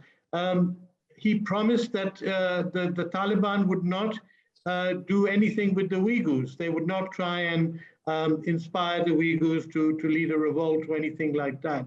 And this was an incredible concession to make for a Muslim fundamentalist to say that we will not support our fellow Muslims in China, even though you're thrashing the life out of them. We will stay away. So the Chinese have got some good vibes from the Taliban, but they've also got some very bad vibes because all these other terrorist groups, Pakistani, Central Asian, are still very active with the Taliban in Afghanistan. And I don't see, although the American deal has said that there will be, the Taliban will chase after Al-Qaeda and won't allow them on the soil of Afghanistan.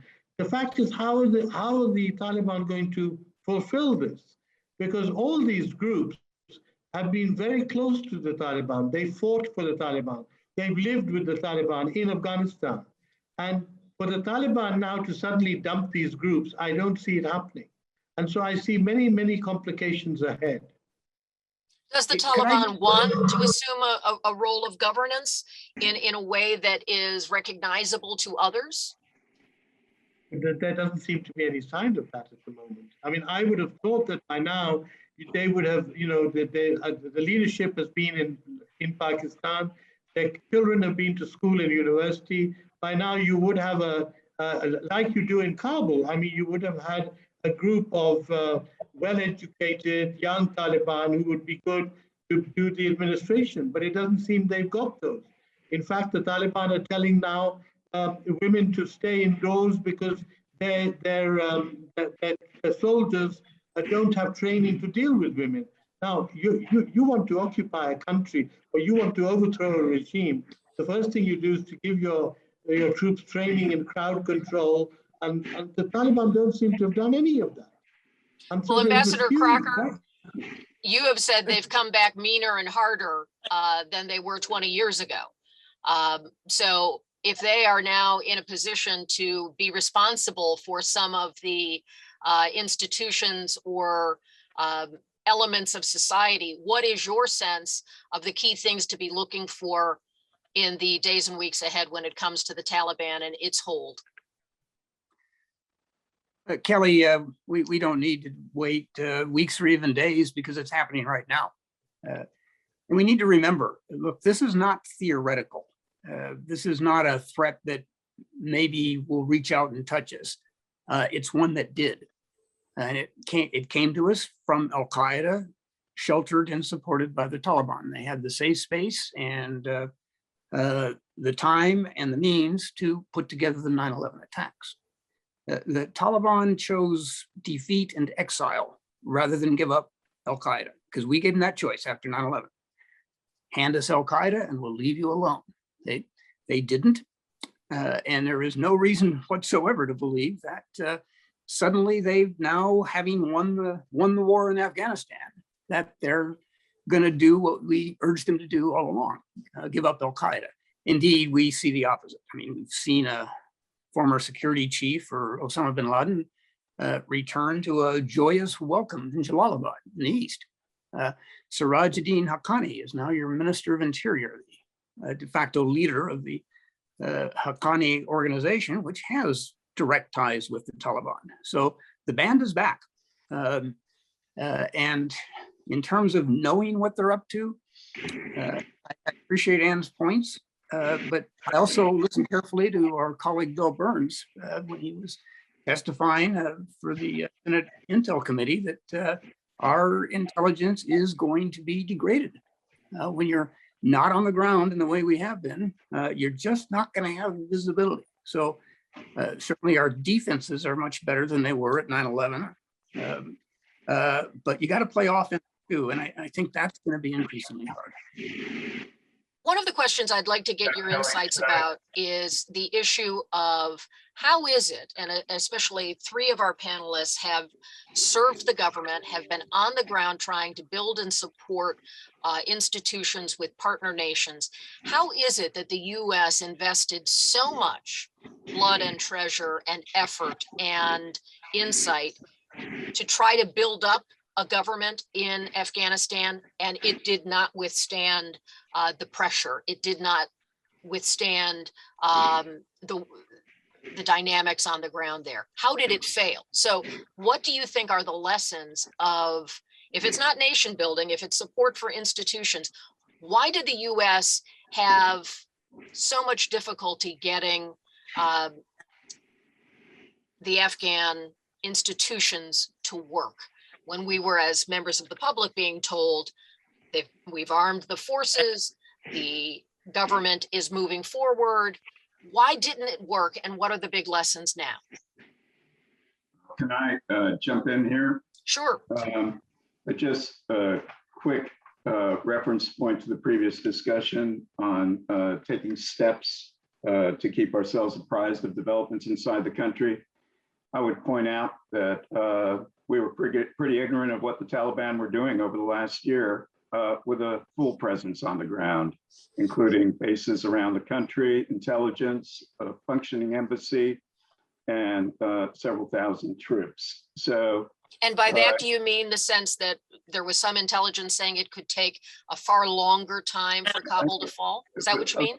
No, I mean, we were very surprised by developments as they accelerated from the March to August timeframe. I'm not blaming intelligence. Intelligence is not a science. It's people looking at the available information.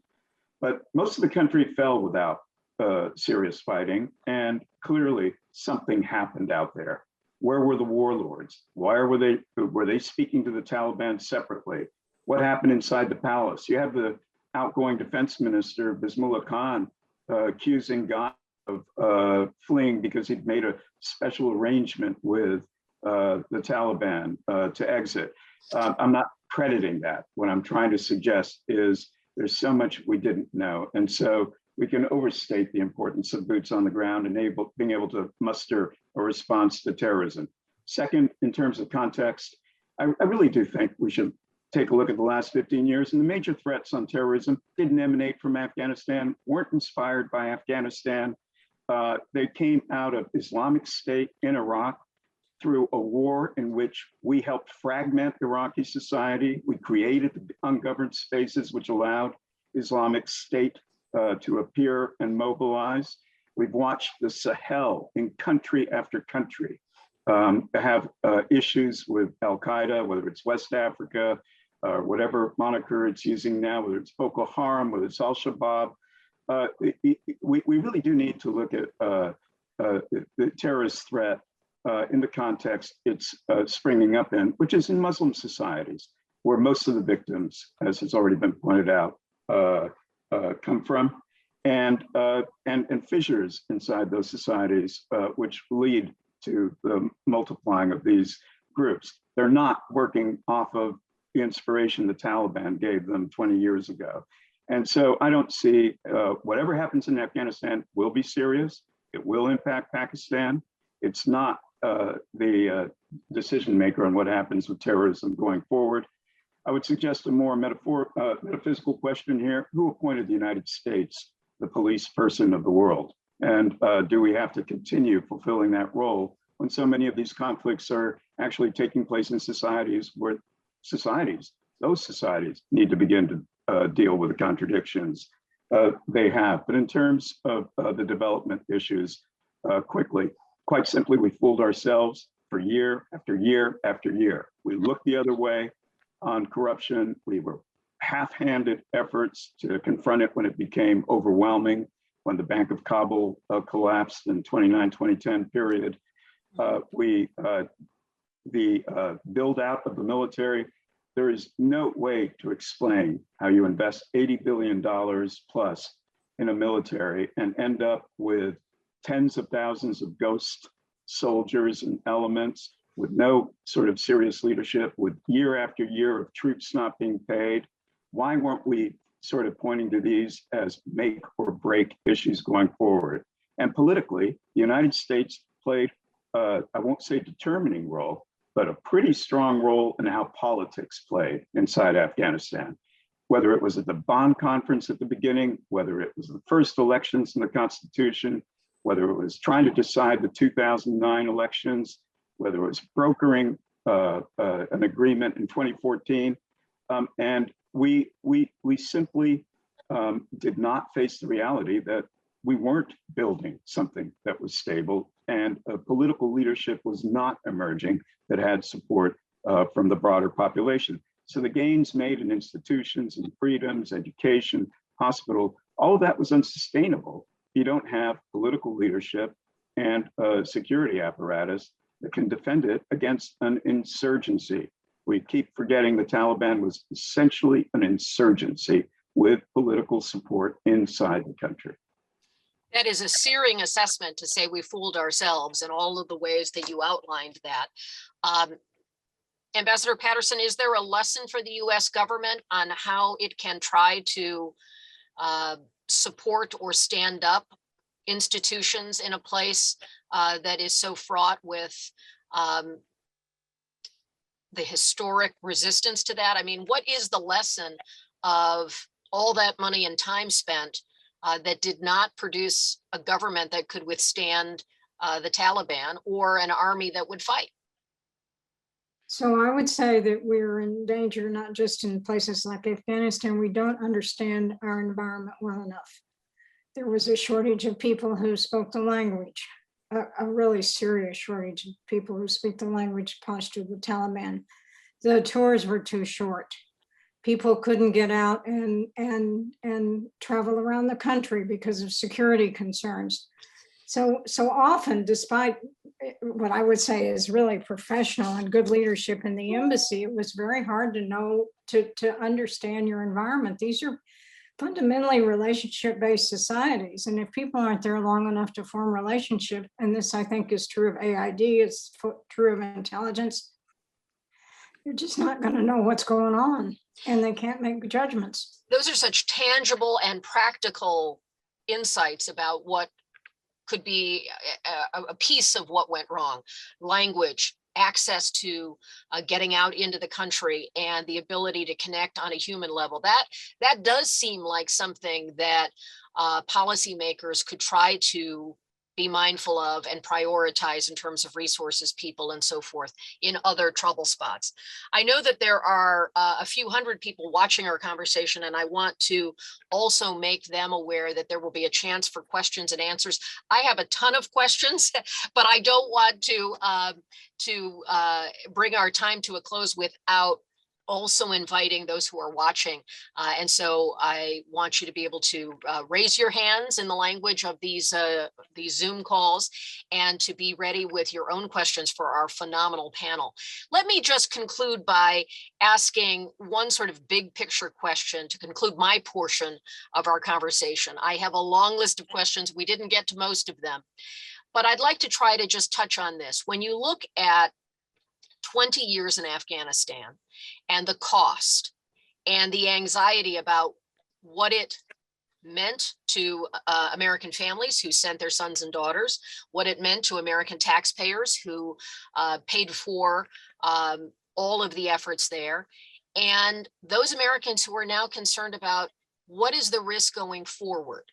So what did the US achieve? And what do we achieve by leaving Afghanistan now? And I know that's a sweeping topic, but if you have just a sentence or two about what you think should be the sort of end note of what was attempted or gained by these last 20 years. Ambassador Crocker, I think I'm going to guess that part of what you were saying is forestalling that ability to have new attacks launched from there. Was that enough? Kelly, there's a key point here that I think it's very important to register.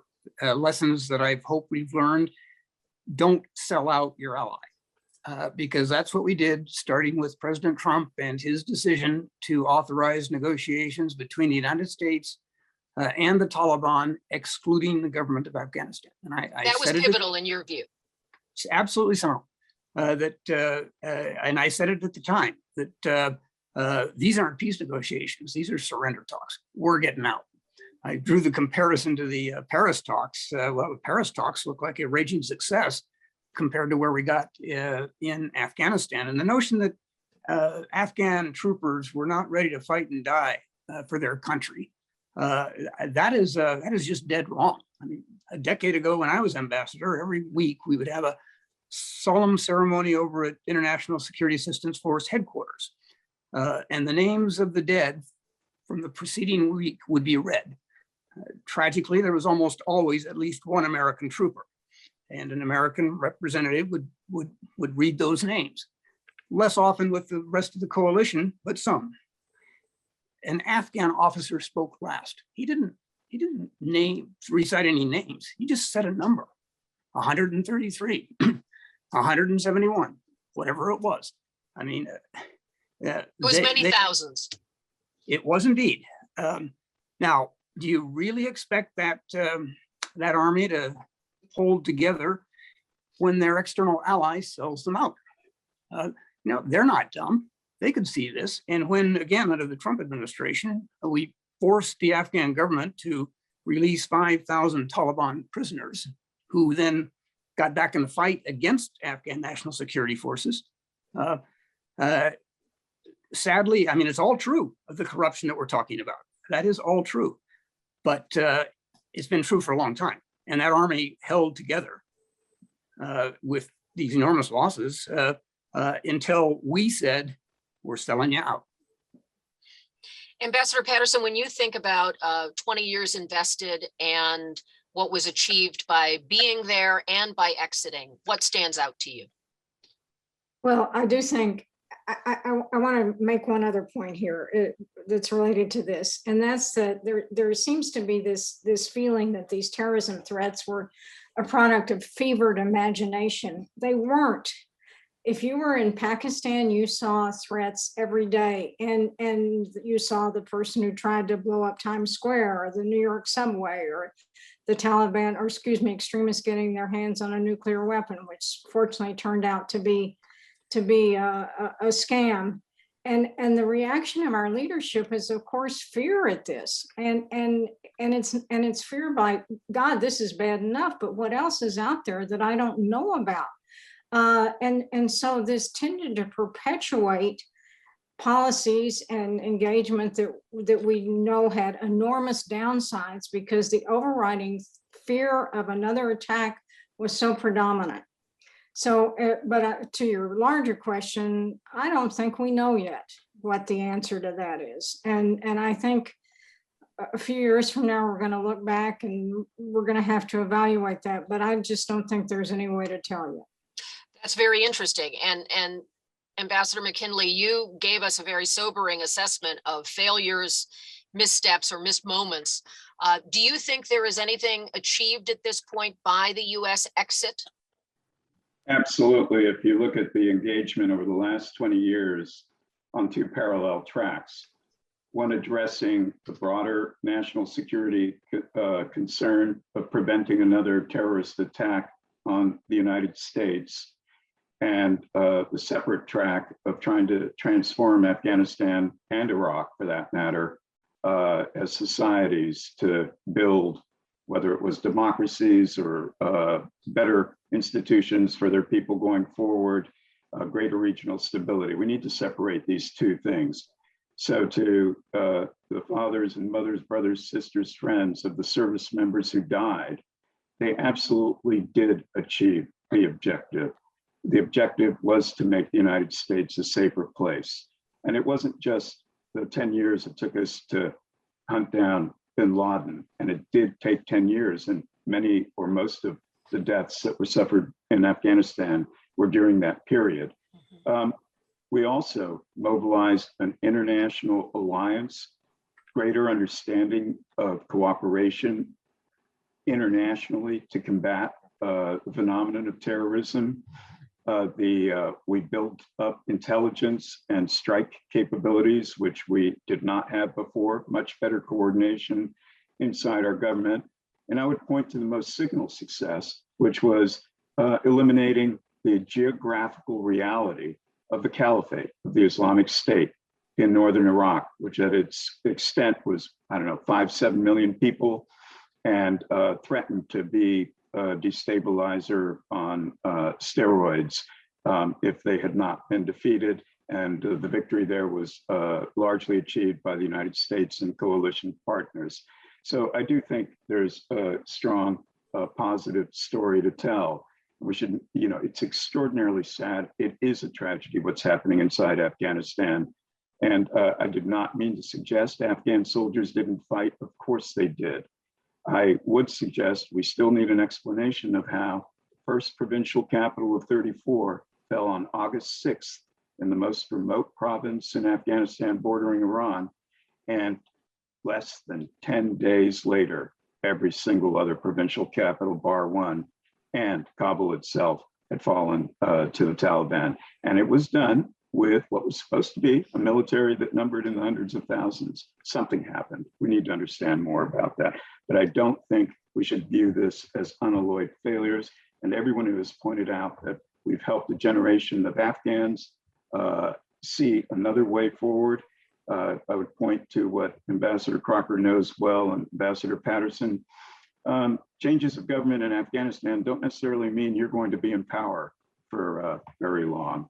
And the experience over the last 40 years, 7+ governments, many of them collapsing from one day to another, suggests the end chapter hasn't been written yet on what's happening on the ground. That said, terrible, terrible developments this week with the appointment of Sirajuddin Haqqani, the visit of senior al-Qaeda operative, and others, other developments affecting civil society, women, and any semblance of freedom inside that country. I want to thank all of you, Mr. Rashid. I'm sorry, I want to make certain our viewers have a chance to ask questions, so I'm going to close it there and ask Niamh to take over and bring in the additional questions. Let me just say a heartfelt thank you for your expertise and your insight and your willingness to exchange on these issues. I enjoyed it and found it very helpful and a great perspective. And I thank you for your time. Thank you for your service. And as a fellow journalist, Mr. Rashid, I look forward to what you write next about these consequential events. Thank you all so very much. Niamh? Thanks very much, Kelly, and thanks to the panelists. We now have about 12 minutes for audience Q&A. Our first question is coming in from Doug Lute, who was the former US ambassador to NATO. And my former neighbor. Former neighbor too. Were there points in the last 20 years where we might have changed course in Afghanistan, moving to a CT-focused approach? And if so, why didn't we take these opportunities? Ambassador Crocker, you look like you're ready to say something.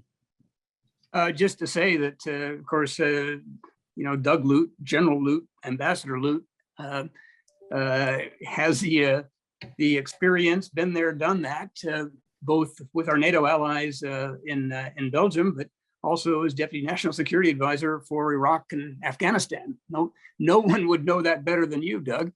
I've heard that argument before.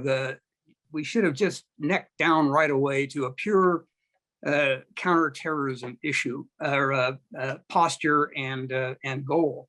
You know, who knows? It's a hypothetical, but I would suggest to you that if that's what we had done right away, given the devastation we walked into in 2001, we probably would have had an insurgency stronger and quicker than the one we got. I think the Afghan people would take a look around. Well, the Americans knocked off this Taliban government, and now they're just out there surrounded by their barbed wire, doing whatever it is they're doing, killing civilians by night.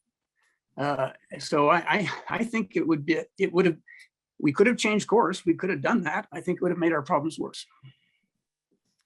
Any other panelists like to take a stab at that question? Well, I'd just like to say that I think one of the big mistakes about US interventions for decades has been this rush to have elections.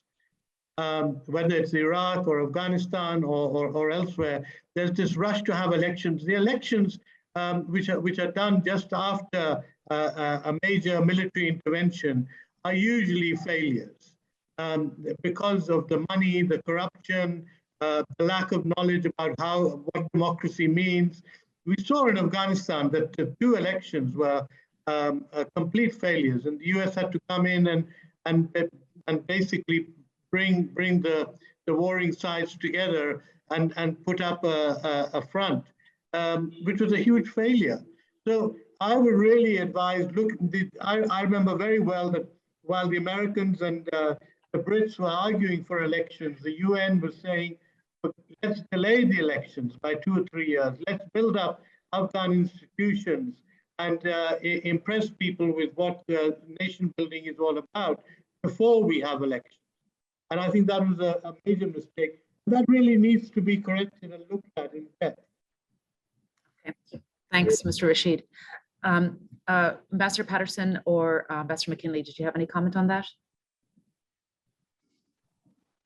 I think I'll just agree with Ryan on this, that it's a hypothetical, difficult one to sort of ascertain. A lot of talk about if in 2002, 2003, we had taken a different approach, lighter footprint, but there are all the developmental governance questions which would have come into play immediately. I think there were 2 other points, and it's after the surge. If after 130,000 people, a year and a half of pounding, and I know the argument was we scaled back quickly, the Taliban bounces back stronger than ever.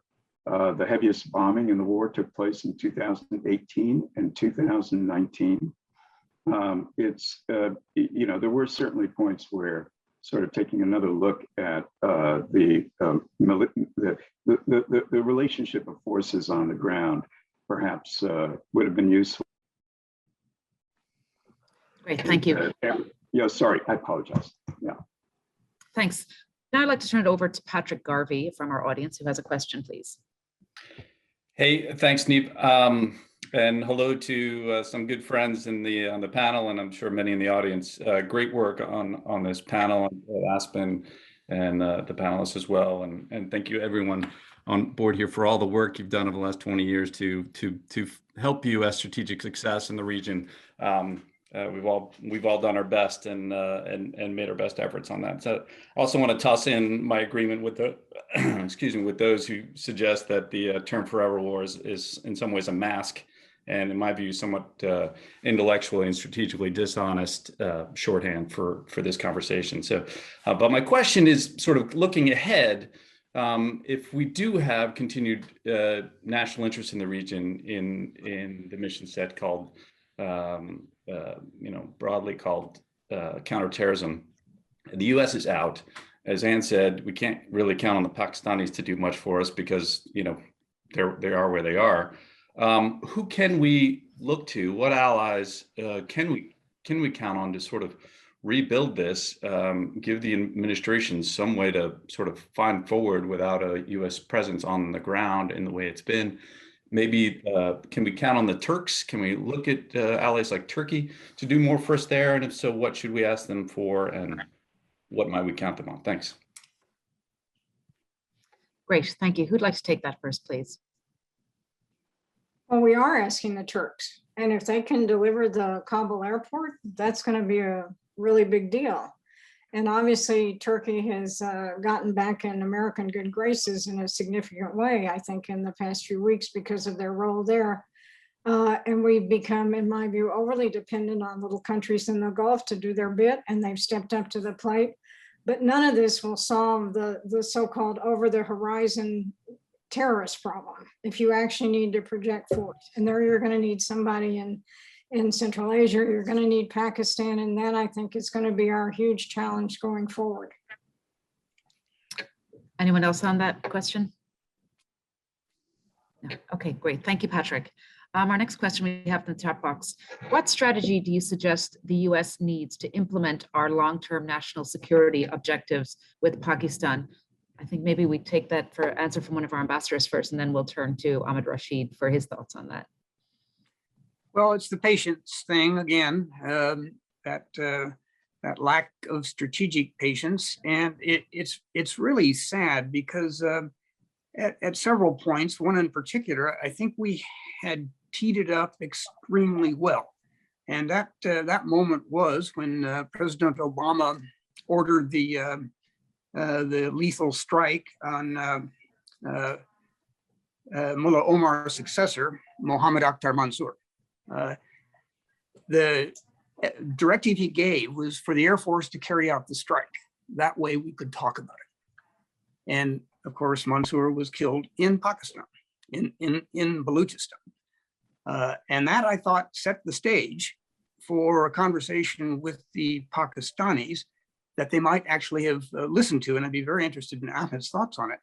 For the president basically to say, okay, we get it. You're not going after the Taliban leadership. Got that, but we are.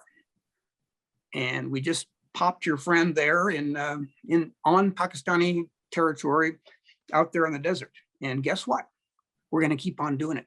Wherever we can find them in your country, we're going to nail them. So that's the bad news. The good news, our presence is conditions based. We know you have the recitation on what happened after the Soviets. We got that. I'm here to tell you, it's about conditions. It's not about calendars. We're going to be around as long as it takes. So maybe you should just go sit under some trees somewhere and reevaluate your strategic logic. We're in this for the long haul. We'd like to be in it with you, but we're going to do whatever it takes to look after our own interests. That conversation never took place. I think it could have been a game changer. Great, thanks. Mr. Rashid. Well, there have been several wake-up calls for Pakistan, and one, of course, was the killing of bin Laden on Pakistani soil, and the other was the killing of Chinese engineers, and terrorism has been a very big factor in Pakistan for years and years. And yet, I don't see Pakistan really being able to generate a CT policy which is comprehensive and which includes both attempts at nation building and helping create a civil society. We're just facing an enormous clampdown on the media, on civil society, on women's groups, on all kinds of things, which is just the opposite of what you should be doing if you want to combat extremism and terrorism. So where this is leading us, it's difficult to say, but it's not in a very good place right now. And the fact that at the moment we have a military that is basically running not just foreign policy, but almost all policy. And there's really a need, I think, for friends of Pakistan to be able to say to the rulers in the country that we expect a great deal.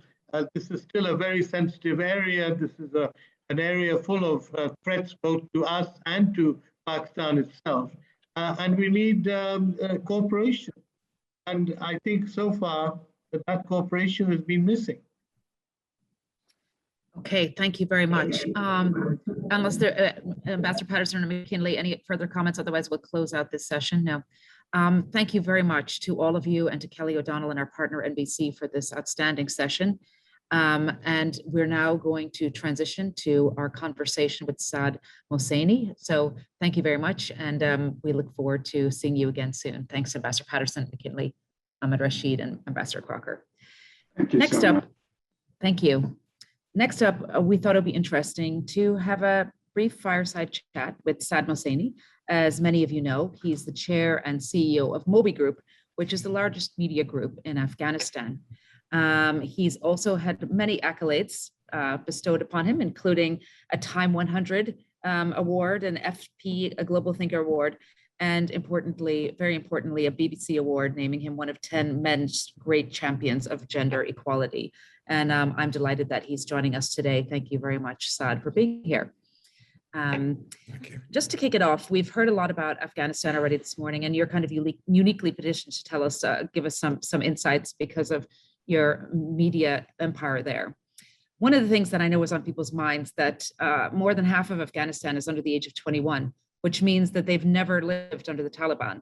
They're accustomed to modern freedoms in the cities. Just wondering how you think they're going to respond to the new restrictions under everything that's happened in the last month? Well, I mean, they've taken a stand on a number of issues, including women's rights. We've had protests almost every day over the last week or so. There were anti-Pakistan protests 2 days ago. So it's interesting that many were unwilling to get out and do the same during the Ghani administration, but they're coming out now because I think they realize what's at stake. My concern is that the Taliban, who to an extent, well, up until yesterday, they had no cabinet, no government. My concern is that they will snap because the default mode of the Taliban is to be dictatorial, to not tolerate any sort of dissent or criticism.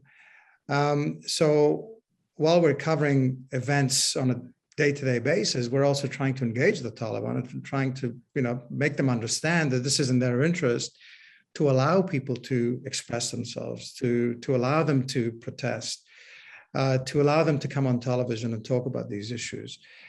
Some understand this, but my concern is that the vast majority of the Taliban leadership will be intolerant, will actually not stand for this sort of environment.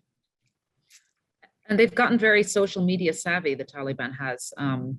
Can you tell us a little bit about how you think that that's going to affect what they allow in Pakistan? Will they change what's accessible on the internet, or how will that work? Absolutely. I mean, you have to remember that they have yet to take over the major institutions. I mean, they've had some people say the intelligence agency or the police, but now they're in charge, and there's absolutely little doubt that they will have the right softwares and that they will have the right technical people, Afghan, Pakistani, or others. They'll bring in the experts. Even in the old days, we had reports that at a sort of like, for example, in a district in, say, Helmand, that they would use sort of low-end software to monitor what people were doing. And even at checkpoints, the guy who basically had sort of a grade 1 education could look through an iPhone and find the right apps and find where the photos are, the videos. They could find pretty much what they were looking for. So they understood enough to, they understood what to look for. And I think they're going to become a lot more sophisticated. And if we do see a regime that's got its back against the wall, it's cornered, the country facing a major economic and humanitarian crises, I think that they will snap. And I think that, we could see into sort of a North Korea or a Khmer Rouge rather than sort of the Taliban Taliban 2.0, which they've been pushing very hard internationally, that, they're much more progressive and much more open. So I think that's our concern, that you will see them default into that sort of the Taliban 1.0 mode fairly quickly. Yeah, and what other differences, that's a great way of putting it, what other differences are there between the Taliban 1.0 and 2.0 in your view, since you've seen it evolve over the last 20 years? Right now, there are a lot of differences, but this is the problem, is that there are no guarantees that the situation remain as is today. For example, they're allowing women to go to schools, they're allowing women to go to universities, albeit they're separated. We're seeing segregation at universities, but it's better than nothing. We're seeing, television was banned during the Taliban era. There are dozens of TV stations. They're tolerating people like us discussing the daily protests, discussing the fighting in Panjshir. We have critics live on Skype from Copenhagen or Dubai or whatever. They seem to be more tolerant of these sorts of things. They're allowing female doctors. They're allowing clinics to remain open. So these are positive changes. The question is, will they just leave things alone? And my concern is that they will not, that they will become more restrictive. Sorry. I think you're yeah, thank you. Just to move back to questions relating to kind of American public opinion, were a lot of people on the ground there surprised that public polling indicated that Americans supported this hasty Afghan exit? Did that come as a surprise, do you think, to people on the ground? I think when the Americans announced that they will leave, Afghans stopped caring what the Americans thought. we're survivors. We just move on. Even someone like me, I can't be bothered talking about the decision and what's transpired since. And obviously, it's been a badly executed plan. And I'm sure that Ambassador Crocker and others, Mike McKinley and others, probably discussed it before I joined your forum. But Afghans don't care. It's about the future now that we're concerned about. Okay, great. And so what do they think the future holds then? Well, we don't know. And I think, the fact that people are scrambling it together gives you a pretty fair indication of what they think the future holds for them. I mean, people don't have jobs. Public servants have not been paid. Bank accounts are frozen. And, every single day on television, we're discussing this crisis. We have a major drought. We have 500,000 or 600,000 odd internally displaced people. We understand that the shortfall, $8.5 billion in, foreign aid, including the security budget, that's 45% of our GDP. I mean, this is discussed on a daily basis on television. Who's going to fill that vacuum? So they understand that the country is going to face some strong headwinds. And are there any thoughts about who's going to fill this vacuum? What is the conversation like on the ground with regards to in how this might be filled now that the 45% of it will be disappearing? Is it are there conversations between Taliban and China, or how will that work? Listen, I think some Taliban are obviously sophisticated, but some are very naive, because for them to assume, even if for example, I'll give an example, the TAPI pipeline, Turkmenistan, Afghanistan, Pakistan, India pipeline, will cost $6.5 billion. When it's finished, it'll generate a couple of $100 million in transit fees. So no one's going to be able to fill that vacuum. This is the issue, and this is something that we're very keen for people to discuss, and even for the Taliban to understand that if they're assuming that China will fill that vacuum, they're being very naive. So, I mean, the Russians will never invest anything, but the Chinese may give us some loans, but it's not going to fill that vacuum. It's not going to pay for hundreds of thousands of soldiers and policemen and public servants. It's not going to pay for the clinics, and it's not going to pay for the schools, and it's not going to pay for the roads.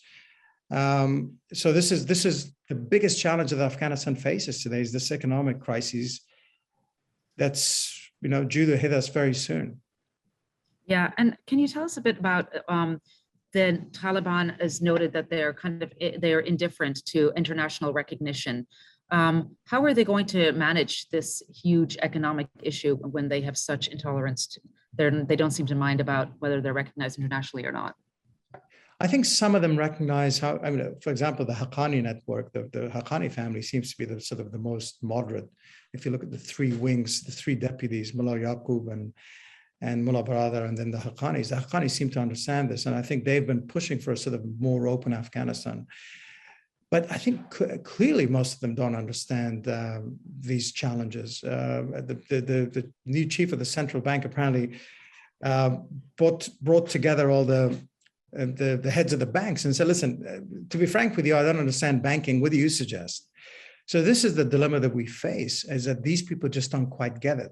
And Afghanistan in 1995 was very different to the Afghanistan of today. First and foremost, the population has gone from 21 million to almost 40 million.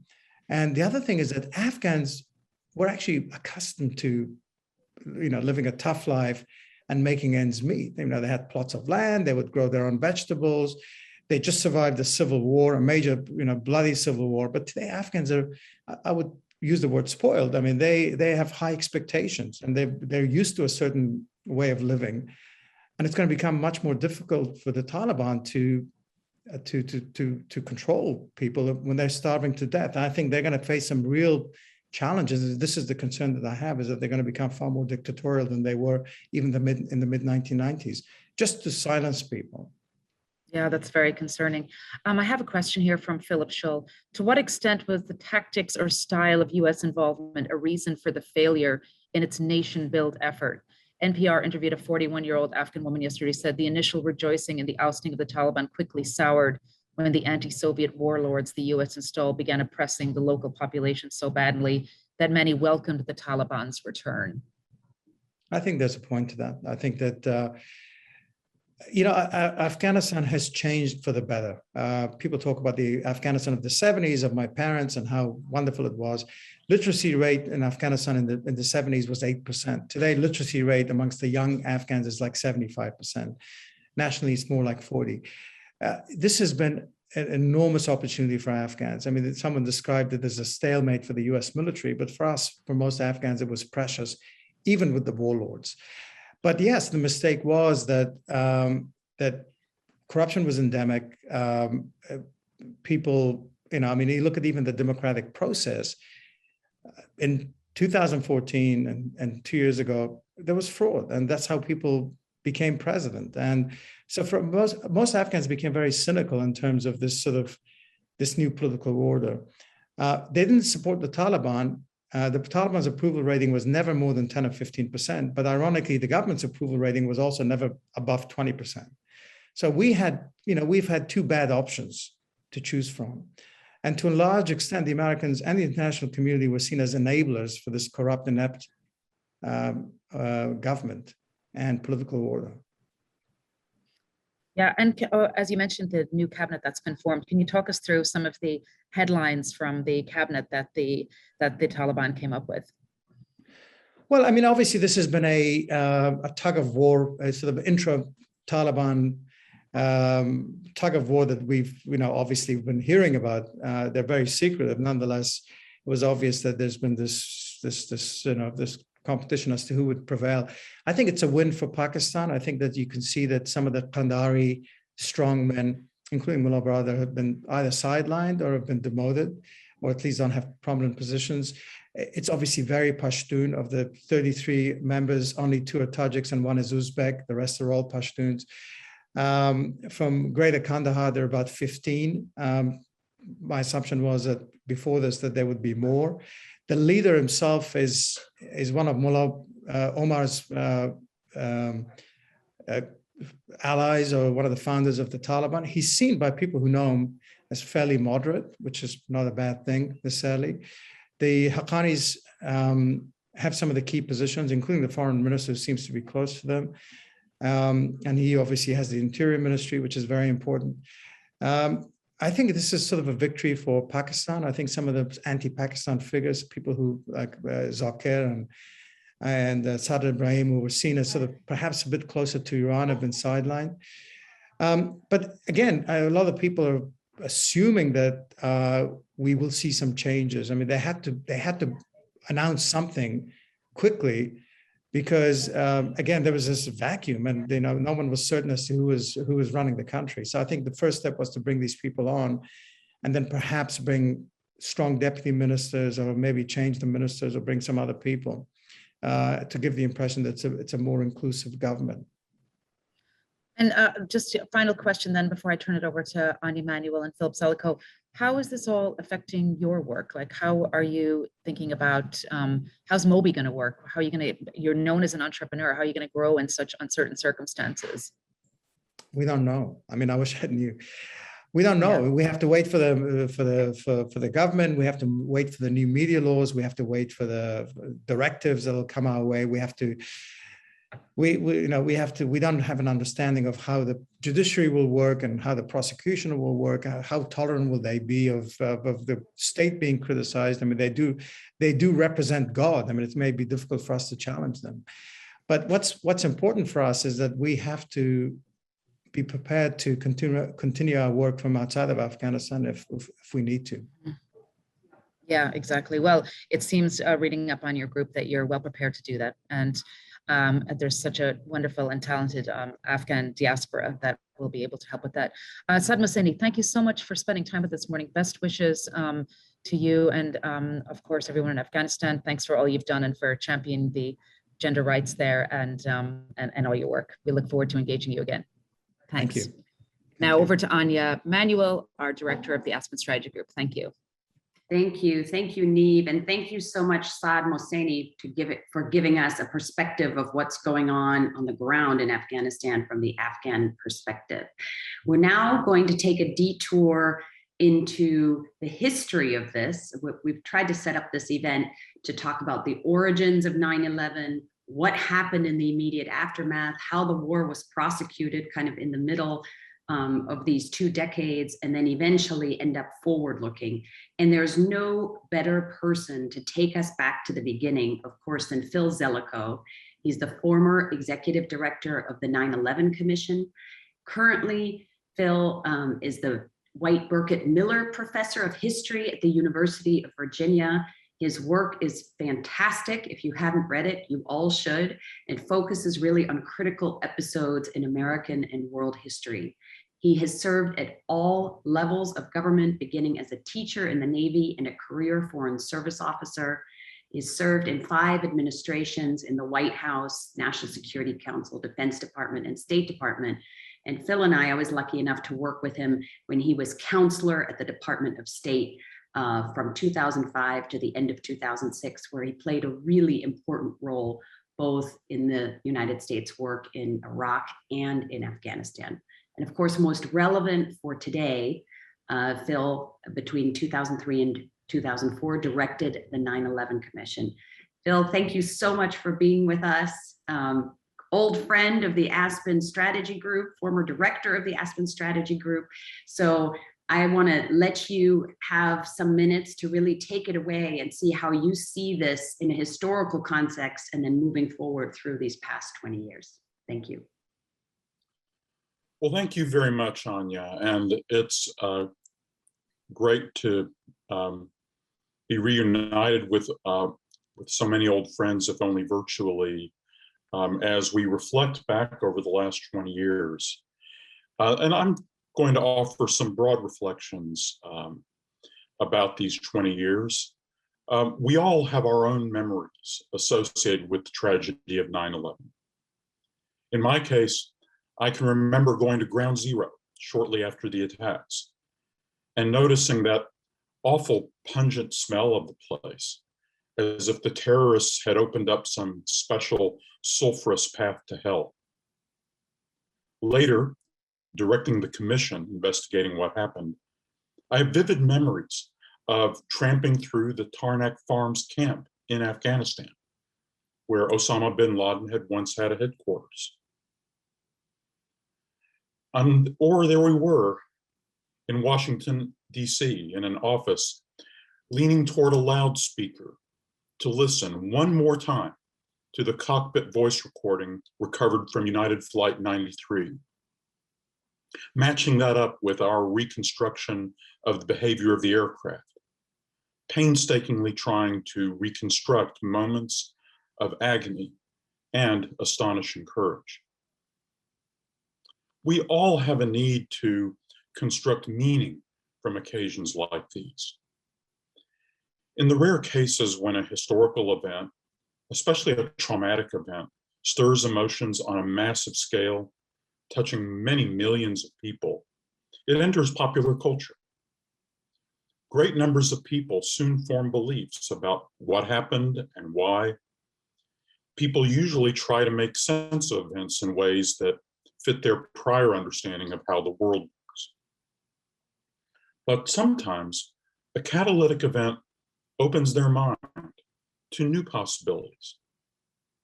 In this case, the scale of danger that might be posed by an organization of zealots based on the other side of the planet in one of the most primitive countries on Earth. At its core, though, the 9/11 operation was an effort to deform the actual nature of the struggle going on within the Muslim world. I want to stress this point. There was an image in the early 1990s fostered by a Harvard political scientist named Samuel Huntington that there was a coming clash of civilizations. And some people in the early 2000s thought the 9/11 attacks fit into that model of a clash between Islamic civilization and the West. Wrong. That was bin Laden's view of the world. That was Said Qutb's view of the world. In fact, what was going on was a clash within civilizations. It was a clash inside the Muslim world the latest phase of which had been going on since 1979, as Lawrence Wright discussed this morning. These extremists based in Afghanistan were actually relatively powerless within their world. They sought to elevate themselves by waging war against the United States, launching an attack that Americans could not ignore. In that sense, they were successful. That success was meant to elevate their faction of violent Islamists in their local struggles for cultural power. But every characterization of this war that reinforces a United States versus Islamist picture actually then diverts and distracts from the main story. Consider for a moment the different faces that the Muslim world has presented to the globe. During the 1990s and culminating on 9/11, some Islamist extremists preferred to place the root of their troubles elsewhere, in America or Europe.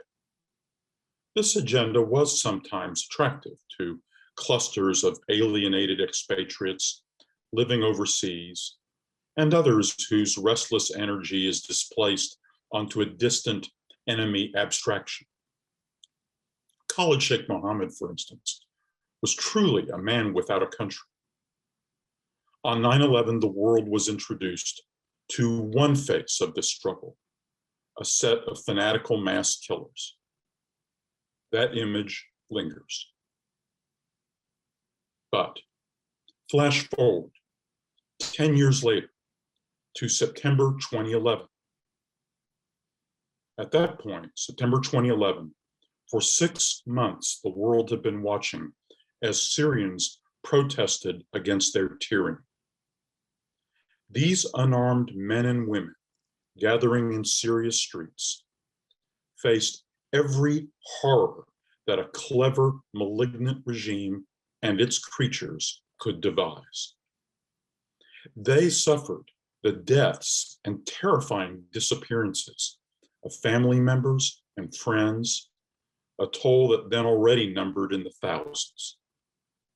Then, against all odds, they turned out to protest again the next Friday and the next.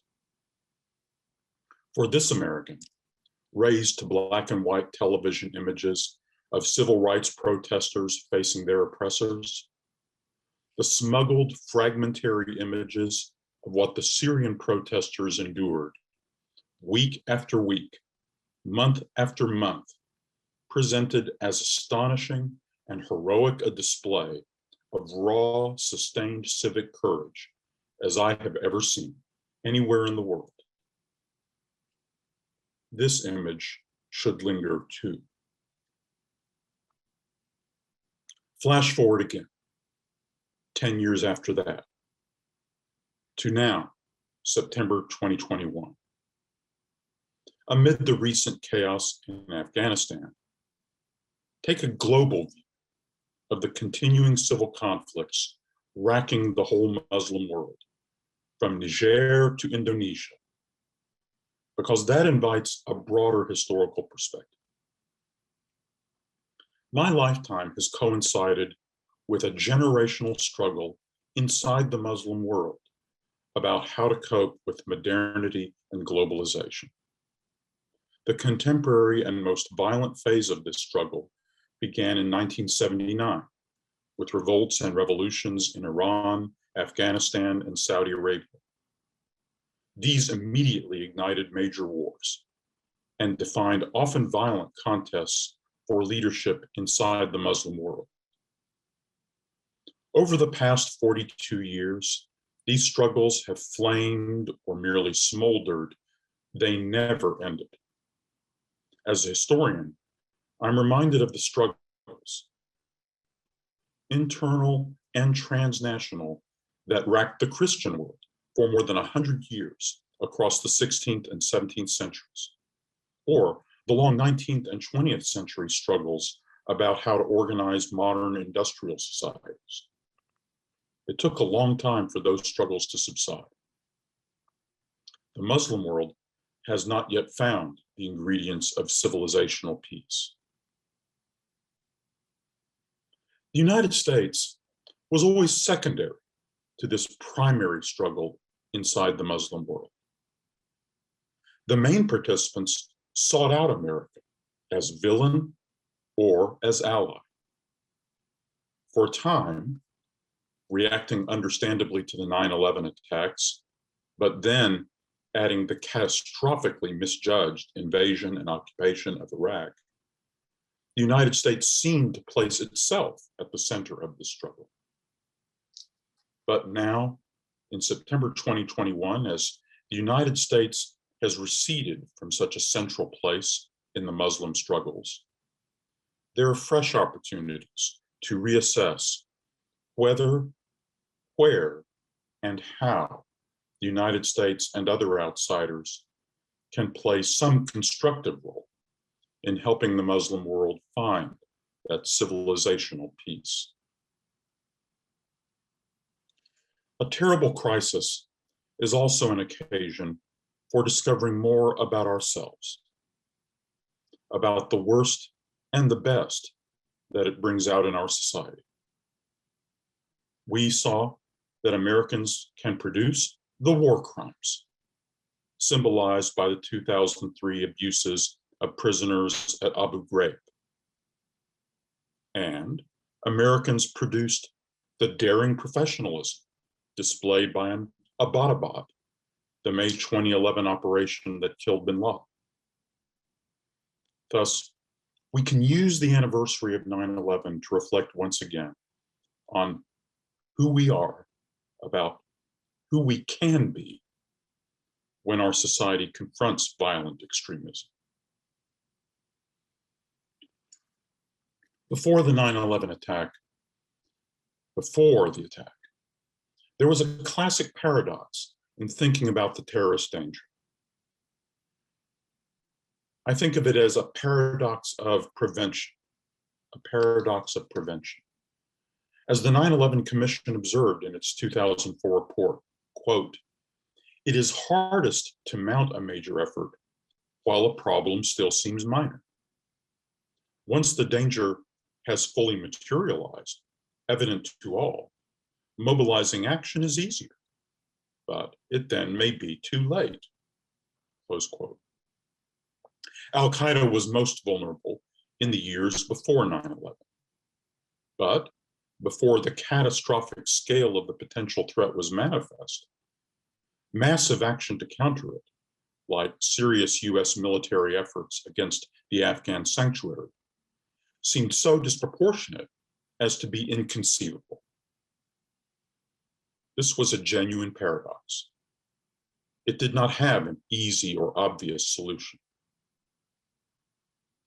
That pre-9/11 paradox of prevention about the Islamist danger is long gone. It now applies to other problems, like the global response to the pandemic danger. A different kind of paradox has now taken its place. A paradox of adjustment. A paradox of adjustment. The danger of global Islamist terrorism is greatly reduced from what it was on 9/11. Yes, an attack could still happen at any time. A really large-scale gun massacre, like that in Mumbai in 2008, or in Norway in 2011, not Islamist, by the way, or Paris in 2015, originating out of Syria, but mainly involving French and Belgian citizens. Those kind of gun attacks are another obvious danger, and any attack will be publicized sensationally. Thus, any president who downplays the danger, trying to right-size the enemy and put the danger into a more normal proportion, invites humiliation if there is an attack.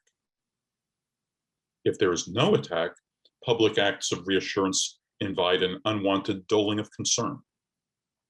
For both these reasons, the cultural momentum of 9/11 rolls forward. The result in 2021 is the public image of the enemy that the Commission described in 2004. Quote, Al-Qaeda and its affiliates are popularly described as being all over the world, adaptable, resilient, needing little higher level organization, and capable of anything. The American people are thus given the picture of an omnipotent, unslayable hydra of destruction. Close quote.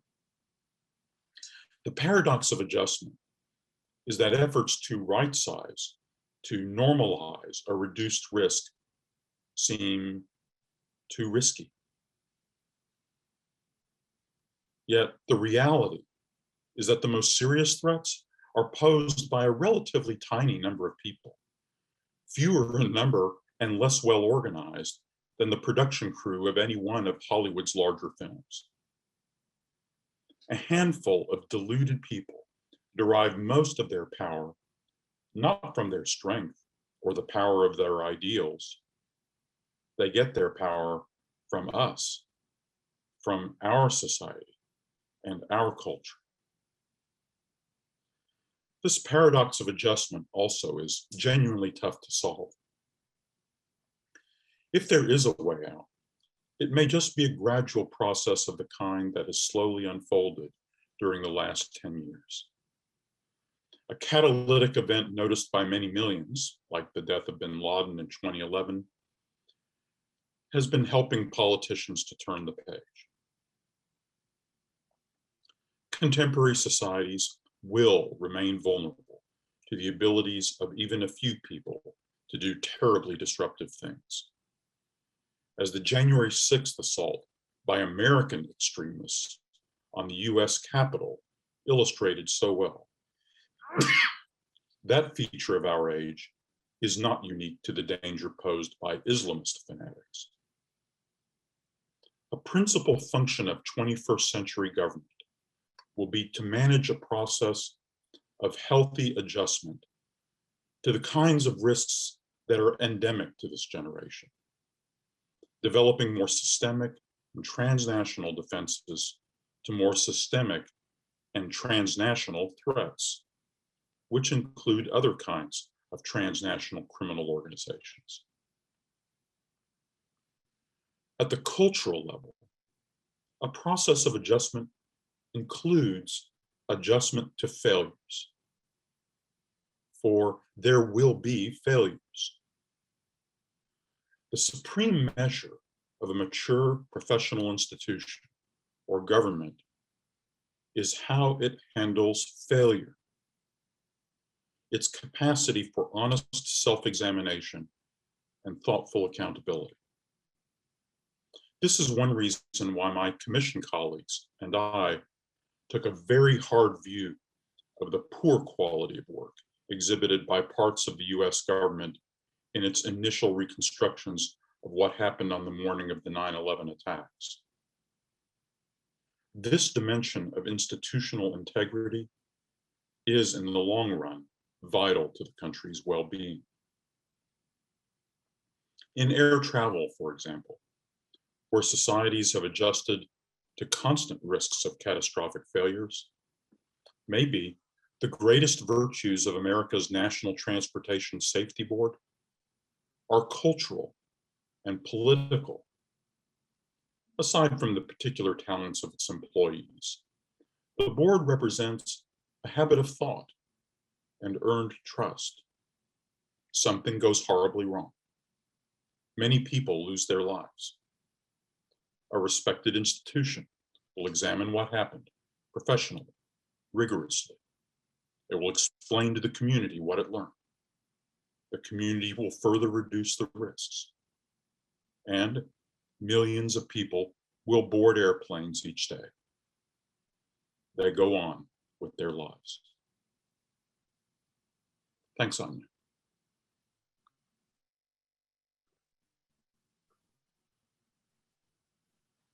Thank you, Phil. That was a great reflection. And I think it's particularly important to reflect on these issues because the last few weeks we've been so incredibly self-critical. let me just ask you to go back to your time as executive director of the 9/11 Commission. And you talked a little bit about what we learned from it, but can you say a little bit about, in the last 20 years that we've been prosecuting this war on terror, what do you think has gone well? Well, the obvious thing that has gone well is the whole point of the 20-year effort was to keep America from suffering another catastrophic attack. And that's been entirely successful. If you had told people in October 2001, you know, a couple of weeks after the attack, it's like, here's the spectrum of success in counterterrorism. And you said, the scenario in which America does not suffer a single catastrophic attack by violent Islamist extremists for 20 years would have been at the very upper bounds of that spectrum of possible success. It would have been like the maximum possible. And actually, if you had asked people 20 years ago whether they thought that could be achieved, generally everyone, oh, no, that we could never be that good. Right. That's So, a very important point. It's kind of a useful reflection, of course, amid all the concerns. So the core goal of the war against the violent Islamist extremists by the United States government has been attained well beyond the best expectations the US government had in the weeks and months right after 9/11, when their nerves were constantly being jangled by threats. And indeed, they were so anxious that it created an atmosphere of risk that led to the catastrophic escalation of the war in Iraq. What's even more remarkable about the achievement in a way is we unnecessarily expanded the war in these different ways and have still been able to maintain this record of relative defense of the United States. The most serious Islamist attack of the last 10 years occurred in 2015, 2016 in Europe, in Western Europe, in Paris and Brussels. That's right. And that originated mainly from their own citizens who had been trained in Syria, not in Central Asia. A problem that, by the way, persists today. And a problem, by the way, against which Europeans are mainly taking the lead, not the United States. That's right.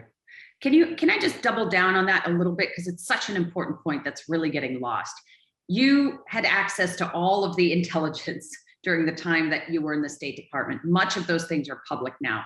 Give us some idea of the attacks that we believed were likely to happen that were averted. Oh, well, there are many attacks that were prevented. I think that as we look back on it now, and by the way, Foreign Affairs has a good piece on this by Nellie LaHood.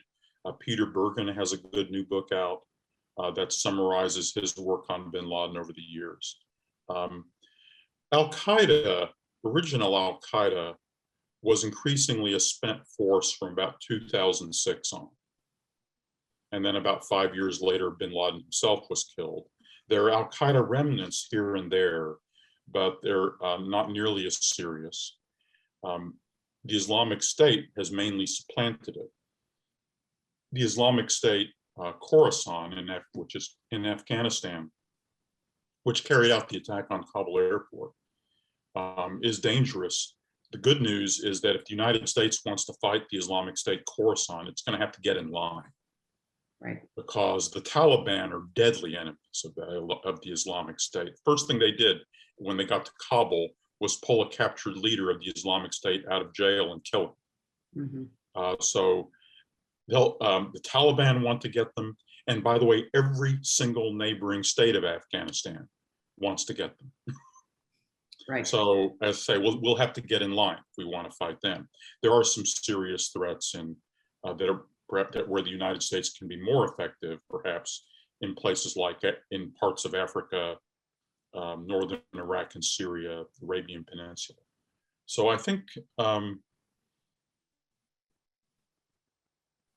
we can lose the focus a little bit, but I think in general, the kinds of threats that we were seeing when I was at the State Department in 05, 06, are now where people were trying to blow up airliners in novel ways or launch other mass attacks. By the way, mainly these were operations that were not being plotted out of Afghanistan or even Pakistan anymore. And that's that their capabilities there have now greatly eroded. So there's still a concern out there, as I was explaining in my remarks, but I think the hard part now is to adjust to kind of an endemic risk. Right. Absolutely. Let me ask one question that came from an audience member, Paul Shinkman, and he asks, how do you conceive of the vast human toll as a result of the 9/11 attacks and the subsequent wars? And what lasting effect do you think that will have? Well, there's I'm not sure what Mr. Chafin is referring to, if he means the toll in the Muslim world. The Muslims were, what I was trying to stress is that the Muslim world has been convulsed in conflict for reasons that do not originate in the United States and that have go back now in this phase for more than 40 years. Those wars did not continue. Then you can make an argument, did America aggravate those wars? There was already a war going on in Afghanistan before we came there. Afghanistan was not at peace when the United States came to Afghanistan in late 2001. It was still in the midst of the latest phase of civil war. It's not clear that the United States made those casualties or that war a whole lot worse. I think the answer is probably somewhat. And then you can have an argument as to whether the human development gains in Afghanistan that several speakers have already recounted this morning outweigh or offset the additional damage the United States and coalition partners did in aggravating the wars in Afghanistan. Iraq, I think, is a much harder judgment against the United States in its judgment. As you know very well, Anya, I was pulled into work on Iraq in 2005 when the situation was already very, very bad. Right. I had not been involved at all in all the earlier decisions. I got pulled into it, basically when we were already in an 8-foot deep hole, and asked to try to see if I could help find a path out of the hole, which during my tenure we were only beginning to do. Yeah. But it's I think the United States made things worse, but in that respect. But Iraq was already Iraq was not a happy country when we came there. Right. Absolutely. Let me just follow up with one final question, because you were such a key intellectual author of the surge in Iraq in 2006. Can you explain the reasoning behind that and why you thought that was the right approach? And with hindsight 2020, do you still think it is? Yeah, no, and you had a speaker earlier today, Ryan Crocker, who really stressed that the wars in Iraq and the war in Afghanistan were really different. And the results, by the way, in Iraq and Afghanistan are really different. Afghanistan actually is more analogous to the Vietnam War in various ways, with Pakistan sort of playing a bit of the North Vietnam role and all of that. In the Iraq case, however, Iraq actually could potentially be brought to some sort of peaceful equilibrium, a more stable equilibrium.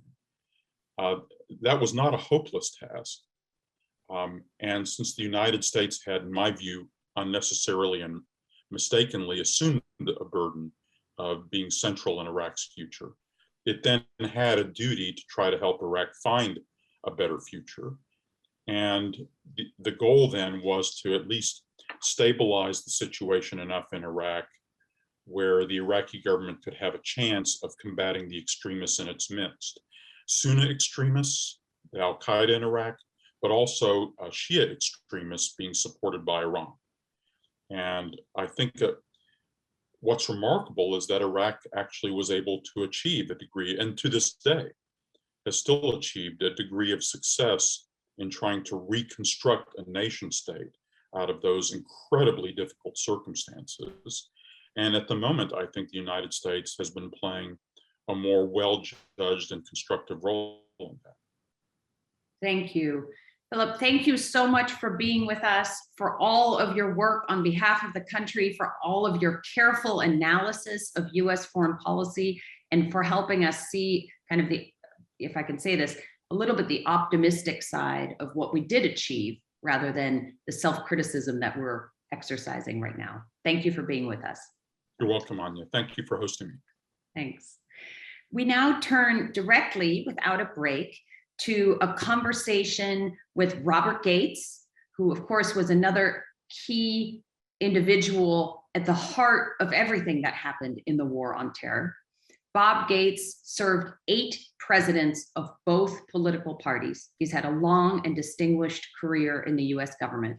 Started out as an officer in the US Air Force. He was a member of the National Security Council staff multiple times. He also served a full career in the CIA before being named director of the CIA under President Herbert Walker Bush in 91 to 93. And of course, Bob Gates is most well known for serving as Secretary of Defense under Presidents W. Bush and Obama from 2006 to 2007, where he not only had a front row seat, but a key role in prosecuting the wars both in Iraq and Afghanistan. Since leaving government service, Bob Gates has been incredibly busy. He's the Chancellor of William and Mary, the National Chairman of the Eisenhower Fellowships, currently one of the 5 independent members of the NCAA Board of Governors, and a partner with me in a consulting firm. So Bob, please come on stage. We're very, very grateful to you for being here this morning with us. Happy to be with you, Anya. Hey, Bob. And you have the fireplace on, which means it must be a special occasion. It's a nice cool day in the Northwest. That's great. Thank you. So Bob, you have been at the heart of the United States foreign policy establishment for decades. Let me just start you off by juxtaposing kind of 2 things we've heard this morning. Lawrence Wright started us off by saying that, I'm paraphrasing, in some ways, the United States fell into Osama bin Laden's trap. In response to 9/11, we drained our own blood and treasure by prosecuting 2 hugely expensive wars. And in the past 20 years, we've become ever more disunified rather than the United States. Phil Zelikow just now gave us a slightly different perspective.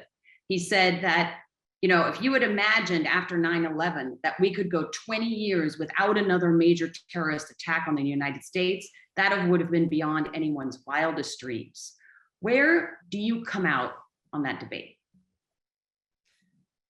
Well, I think in many respects, and this is a classic waffle, I think they're both right. It's pretty amazing. Nobody on September 12th, 2001 would have dreamed that we would go 20 years without another major attack on the United States. By the same token, I think that the costs of these wars in lives lost, in lives changed forever on the part of our military and many of our civilians who served, and the cost to the country in terms of treasure and everything else have been enormous. And you know, I think Philip, I just heard the last part of Philip's comment, and I think he got Iraq right. I think you can argue about whether we should have gone in there in the first place, but I think one of the consequences of the surge, which really was the first thing that I was involved in when I became secretary under President Bush, did stabilize the situation in Iraq and bought the political leaders time to at least forge some kind of a government going forward. I mean, lots of problems. One of the consequences was giving Iran a lot of influence in Iraq. That one of those many unintended consequences. So it's a mixed picture, but at the same time, you basically have some measure of stability in Iraq now after the terrible events of 2014 and ISIS and so on. Afghanistan, a very different picture. Yeah, thank you. I'll turn to both of those conflicts in a minute, but let me just back up and try to go in chronological order. You know, September 11th, 2001 was frankly one of the few years when you weren't in government service. You were serving at Texas A&M University. Let's just, can I just ask you how you felt on that day, having committed so much of your life to public service before? Actually, I was on an airplane when the two planes hit the World Trade Towers. And I'll remember the rest of my life, the pilot coming on and saying, 2 planes have hit the World Trade Towers. Every aircraft in America is being grounded. And we ended up landing in Kansas City. And a lot of people went to the desk to get reticketed. And I felt, there's going to be no planes for a while if everything's grounded. So I went to the hotel desk and got a reservation at the hotel right there at the airport. And the thing that struck me was the sense of unity. Here were this hotel by that evening was completely full of obviously total strangers, and yet the camaraderie, the sense of oneness, and so on was just extraordinary. And I remember I had to get a rental car finally several days later when there was one available to drive to Denver to get a plane home. And I remember driving across Kansas, and Kansas is about as different from New York culturally, economically, every way you can imagine as you can be in this country.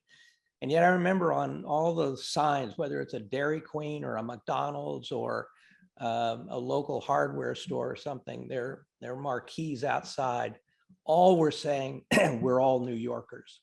And there was just a sense of extraordinary unity in the country. And I think a lot of us wondered, can this last? And sadly, it didn't. Right. It never does. My husband and I were actually flying home from our honeymoon, and we're grounded in Canada, and we're put up by some nice Canadian citizens for the 5 days that it took to eventually leave and go back to the US. So there was this beautiful moment of unity and also fear. So let me follow up with that. Robert Kagan wrote this beautiful piece recently that is titled, "It wasn't hubris that drove America in Afghanistan. It was fear." And if you can recreate the time really after 9/11 and why we went into Afghanistan, and with the view that policymakers had that then, do you think it was the right decision to go in?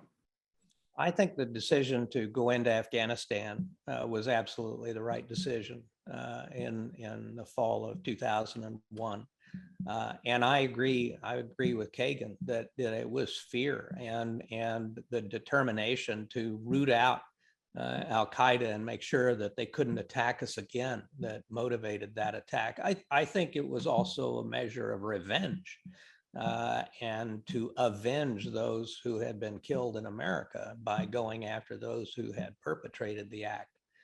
Where I think hubris came into the picture, Anya, was as time went along, our decision subsequent to the ouster of the Taliban that we could remake Afghanistan, that we could somehow put together a centralized functioning government.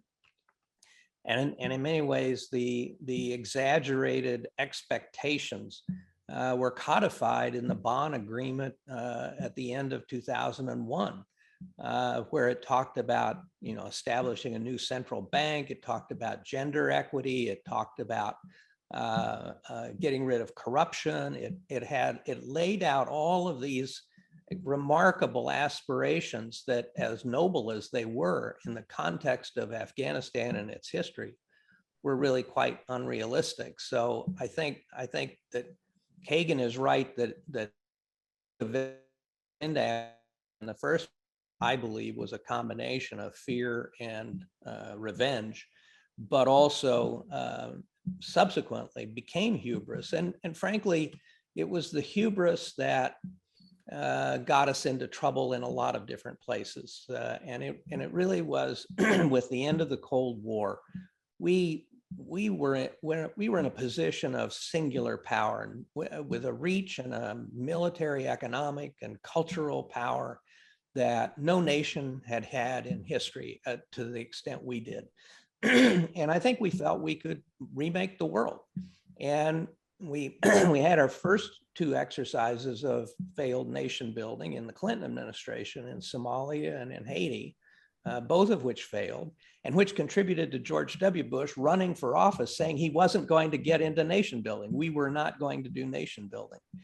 And then after 9/11, the decision was made, well, we can't just leave this vacuum behind us. We have to leave something better behind us. And the same feeling in Iraq in 2003. Having gotten rid of Saddam Hussein or his regime, we have to leave something better behind us so that they don't go down this path again. And I think in both of those cases, there was this hubris that we could remake other countries, and frankly, to do so at the point of a gun. Mm-hmm. Well, let me follow up on that, because it sounds like you, if you had been in government, then would have advocated more modest goals for Afghanistan, like a counter-terror only strategy. But we are a democracy, and we are, as American people, optimistic, and you called it noble. And so do you think as a democracy, we could have sustained a mission that said basically, okay, we're going to knock the Taliban out, and now we're going to just make sure Al-Qaeda doesn't have root in Afghanistan, but the Afghan people can do come what may? Well, I actually don't much like policymakers who were in positions of authority and go back to a time before they served and said, I would have done it differently. I have no idea what I would have said. But I do, as I've written, I think the first opportunity for the United States basically to have walked away from a major role in Afghanistan was actually in January of 2002, after the signing of the Bonn Agreement. And not so much because of the great lofty aspirations in some parts of the Bonn Agreement, but the fact that we had, with our allies, midwifed the emergence of a Afghan government that included all elements of the Afghan polity. It included representation from all of the different ethnic groups. They came to an agreement that Karzai would be at least the temporary president. So you had all the Afghan factions, all the warlords basically signing up, and you had a variety of international commitments to provide them with economic assistance and so on. And it seems to me that that's the moment at which we could have said, now we'll let the Afghans sort it out by themselves, that we can't fix Afghanistan. They will have to do this on their own. We'll give them all the help we can, non-military help, but they have to sort this out themselves. That's the first point at which we could have, I think, very much limited our engagement in Afghanistan. And people will point to various others after we killed Osama bin Laden and others, but I think I think we had unrealistic expectations, and I will say that from the very beginning, I felt that our ambitions were too great in Afghanistan. When President Bush invited me to interviewed me to become secretary at his ranch in November of 2006, I told him, one of the things that I told him was that I thought we now had to narrow our ambitions, our aspirations in Afghanistan, and I told President Obama the same thing. And when we had the big debate in the fall of 2009, I said, we cannot, we need to narrow our aspirations, and what we need to focus on is how do we weaken the Taliban and at the same time strengthen the Afghan security forces so that we can get out of there, but this Afghan security forces will have the capability to keep the Taliban at bay. And I said, that's it. We maybe focus on a couple of ministries in Kabul, defense, interior, maybe finance, a couple of others, but let's put the rest of this stuff aside and just focus on a much narrower mission. And in my view, that was the main purpose of the surge in Afghanistan. How can we beat down the Taliban to the point, and at the same time strengthen the Afghan forces, so that that's our way out. Thank you. Were you supportive of I'm fast forwarding a little bit, and I want to back you up in a minute to talk about Iraq in 2006. But since we're on the surge in Afghanistan and the difficult decisions that President Obama and his team, including you, had to make in 2009 to 2010, were you a supporter of the surge in the way it was finally prosecuted and then in how it played out? Well, I would have to say yes, because I think, as I said, I think that the main purpose of it was how do you weaken the Taliban, and the truth is that the surge did have the effect of beating them back in both in Kandahar and in eastern Afghanistan, in Host province and elsewhere. I think that there's been a lot of criticism from some quarters of Obama with putting a timeline on how long the surge would last. What I told the troops, and frankly, that was the price of getting the surge. If we wanted to have additional troops in Afghanistan for the purposes that I described, I had to agree to Obama announcing at the same time that engagement would end in 2014. But I told the generals at the time, if we can't get and this was in 2009, so I said, if we can't get the Afghan National Security Forces to the point where they can handle the Taliban in 5 years, we probably never will. Mm-hmm. Right. Sorry, I think I may have missed your point just there, but did you agree with the president saying when the surge happened, hey, we're going to start drawing down and pulling out in 2011? Well, I would say that I did not like the idea of a specific deadline. I always opposed those, whether it was in Iraq or in Afghanistan, because it basically tells the other side how long you have to wait.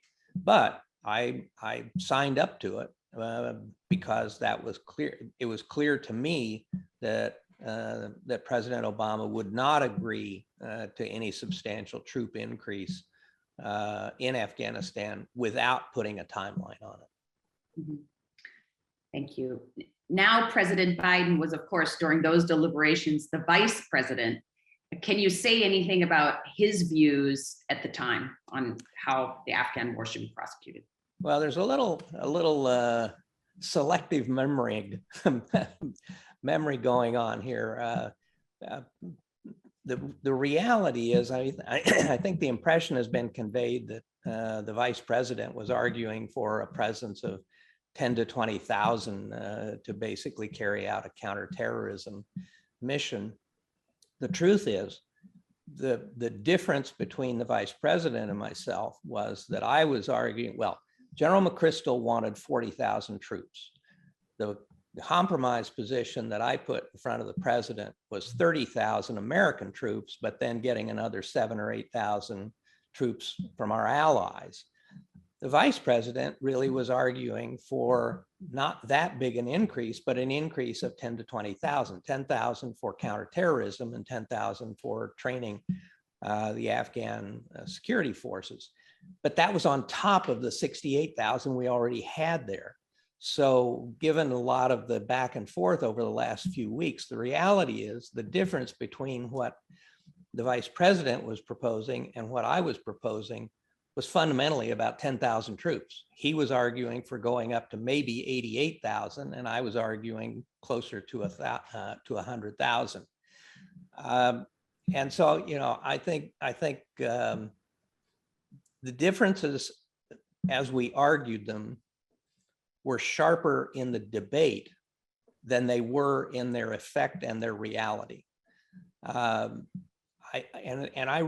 written subsequently that I bear some responsibility for this. I think had I been more willing to sit down and talk this through with the vice president, I think we were probably closer in terms of what we thought could be accomplished than the debate as it unfolded in the Situation Room, because we were both still talking about a significant addition to the number of troops in Afghanistan.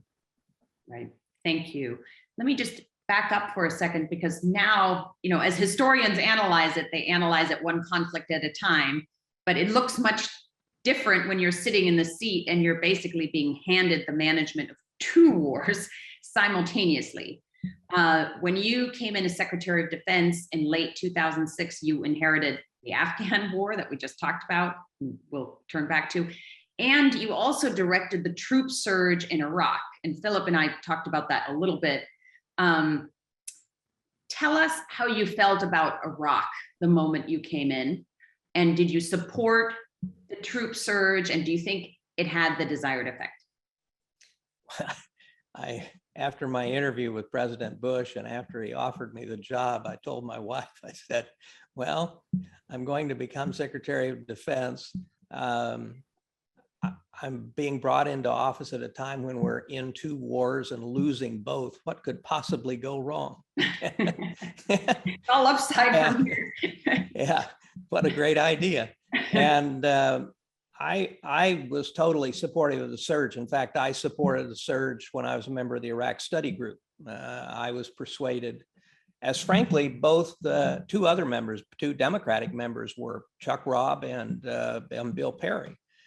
We described it in different ways, but we all felt, the three of us all felt, that there was a need for additional forces to stabilize the situation in Baghdad. So I came in when President Bush asked me about a surge in my interview. I said, well, I argued for adding 30 to 40,000 troops, or I can't remember exactly, 20 to 40 or something like that, in the Iraq Study Group deliberations. And I had an email that I had sent to both Lee Hamilton and Jim Baker to that effect.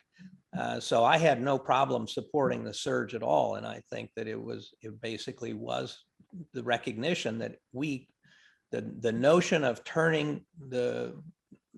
our getting out and turning things over to the Iraqis just wasn't working, and that we had to stabilize the situation in Iraq first, and particularly in the environs of Baghdad, and then the other piece of it was reinforcing the Sunni resistance in Anbar to Al Qaeda and the extremists, and so taking advantage of the Anbar uprising and reinforcing that with support for the Iraqi leaders in charge of that. So I felt that the surge was absolutely essential to stabilize the situation. Mm-hmm. Thank you. Fast forwarding now to the Obama administration, where you, I think, were the only Secretary of Defense ever asked in our history to stay on to serve two presidents of different parties, which is very impressive. President Obama said publicly he was ambivalent about the Iraq war. He felt that we should focus more on Afghanistan. He talked publicly about how quickly we could get out of Iraq. And of course, then, you know, you had the revolutions in Syria and elsewhere. You had the rise of the Islamic State. Say a little bit about that time period and what you were advocating and how you think we did in the Middle East during that time period from 2009 to 2012. Well, I think first of all, I would say where President Obama and I first parted ways was over Libya and the intervention in Libya. And I felt that was a mistake. As I said in the Situation Room, you know, I'm already in the middle of two wars. Can we just finish those before you go looking for a third one? And then I felt that this was one of those areas where then the entire rest of the national security senior team were on the same page. We felt that the way that Obama reacted to the Arab Spring, particularly in Egypt, was a mistake, that by forcing Mubarak out so quickly, that we created an unstable situation. And the truth of the matter is, President listened to some junior members of his staff, and whereas Secretary of State, Secretary of Defense, his Vice President, his National Security Advisor, the Chairman of the Joint Chiefs of Staff, and his Chief of Staff all thought that was the wrong thing to do. So I think, and then I left at the end of June 2011, and so Syria actually came after I left. And I felt there, looking back on it, I probably, had I been there, probably would have supported the proposal from both Secretary Clinton and then CIA Director Dave Petraeus to provide a lot of clandestine aid to the Free Syrian Army and others. I think we had a narrow window in which we could have influenced the outcome in Syria, and it was fairly early on. But once the civil war really got underway, the decision to stay out, I thought, was the right decision. We didn't need to get in the middle of another war like that, and frankly, we just didn't have the resources.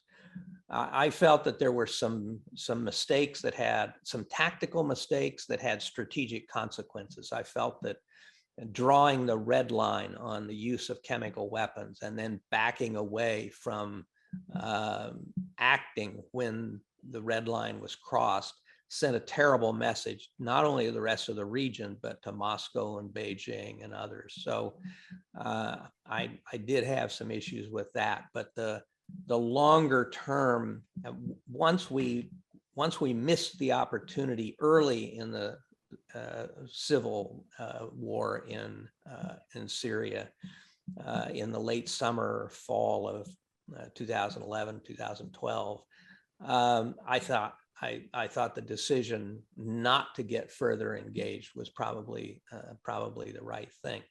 The reality, though, on the part of the policies of both President Obama and President Trump, and now to a degree President Biden, is in turning our attention to China, which is totally legitimate, and I totally agree with it. But we have to understand that the Middle East continues to be an area of strategic importance. And what we are seeing is Russia and China coming in and filling the void behind us in the Middle East. The Russians now have a military relationship with Egypt for the first time since Henry Kissinger negotiated them out in 1973. Saudi Arabia and others are looking to Russia for military equipment. We all know about Turkey. So, and China is moving in terms of buying and leasing ports and has its first overseas naval base in Djibouti. So our decision, communicating the message that we are out of the Middle East, which frankly is the message that 3 presidents have been sending, I think has created a strategic problem for us longer term in the context of the contest with both Russia and China. That makes sense. And of course, we're not out of the Middle East. We have bases in Bahrain and Qatar, elsewhere. Exactly. I mean, there is an interesting contrast between the reality of our military presence in Al Udeid and in Bahrain and elsewhere, and our military relationships with a lot of these countries. And frankly, we still have bases in Turkey. But the political message that's being conveyed is one that we're not much interested in. And so, Bob, if you think we're leaving a void that others are filling, but we're there militarily and we don't want to overcommit, what would you suggest we do to fill the void? Well, I think the void is in the political communication, it seems to me. We've been sending the message that we're going to turn our attention to China, and that's going to be the focus of everything we do going forward in terms of foreign policy and our military developments and so on. I think we need to articulate that as part of that strategy, we recognize the continuing strategic importance of the Middle East. and therefore the importance of our continuing to be engaged in the Middle East and work with our friends and allies, both in terms of trying to improve stability in the region, but also to deal with Iran, to deal with Hezbollah, and the other ongoing challenges in the region that challenge the stability of the region, that has implications for the strategic relationship with China. So I think as much as the physical presence is there, what we need is a strategic communications message that basically says we still think this area is of strategic consequence to the United States and to the West, and we intend to remain engaged in that context. Thank you. Final question on the Middle East. Now that things have unfolded the way they have in Afghanistan, and having said everything you just said about staying strategically engaged with our allies in the Middle East, do you think there's any hope for the United States getting back into the Iran nuclear deal? And do you think that would be a good idea? Well, I think at this point that would be a big mistake. And I think the Iranians have made so much progress over the last several years that the agreement has been overtaken by events. Now, I think re-engaging with the Iranians on a new deal that remedies, well, first of all, half the 10-year timeline of the agreement, it's already gone. So I think a new agreement would have to focus on how do you get back to anytime, any place inspections? How do you roll back the gains they have made in recent years in terms of their advances in technology and enrichment and so on? Is there any way to shut the reactors down and have international monitoring? In a way, I think this is a place, we used to argue in the arms control with the Soviet Union as MIRVs were being developed and so on, that the technology was moving faster than the diplomacy. And this is a case, I think this is perhaps the case also with Iran. And so I think we need to take a fresh look at what kind of a deal, a new deal with Iran, would satisfy our and our friends, notably the Israelis' concerns, and give us confidence of that the Iranians cannot move toward a nuclear weapon in any kind of modest time frame. I think that's a hard challenge. But I think the notion of trying to go back to the 2015 agreement at this point is really doesn't make any sense at all. It's just not consistent with the developments in Iran itself over the last several years. Thank you. Let me turn back now to Afghanistan, and then we have a number of audience questions that I want to get to as well. We've been kind of trying to go in chronological order. Let me rewind to 2011, May 2011, and the killing of Osama bin Laden. I think you said it's the response to an earlier question that after that daring, incredible, dangerous operation, where we also got a little bit lucky, that would have been an opportunity to pull back a little bit from Afghanistan. Tell me how you saw that raid, the fact that we succeeded, and what should have come after it. Well, I first of all, I think that I was basically saying that's one point at which a lot of people say, well, after we got bin Laden, the whole reason for being in Afghanistan had sort of been goes away, because we went in there because of we went in the first place because of bin Laden and the attacks on the World Trade Center or on the United States. I'm not sure how that would have worked. We were right, in 2011, we still had a lot of troops in Afghanistan, but I can see an argument that at that point you could begin to say, well, first of all, we already knew we were going to begin drawing down because of the timelines that President Obama had put in place. And maybe you could have accelerated those timelines and done so in a way that weaned the Afghan National Security Forces away from their total support on the United States. You know, I think one of the mistakes that we made in Afghanistan, and it was frankly a military mistake, was that we built an Afghan military essentially modeled on our own, which meant that it had to have a lot of air support and it needed a very sophisticated logistics arrangement and support, and that meant a lot of contractors. By 2011, we'd already gone down that road, as opposed to a much lighter, self-supporting Afghan force, which frankly looked a lot like the Taliban. And you know, maybe at that point we should have begun to you know, build the relationship between the contractors and the Afghans and accelerated the drawdown of American forces. You know, this is all very hypothetical, so I don't know whether it would have worked, and I don't know what the implications of all of that would have been. But clearly, I think in the eyes of the American people, once we got bin Laden, the justification for being in Afghanistan essentially disappeared. Right. Thank you. Let me now go to some audience questions, and I'll combine this first one with actually the last question I had for you.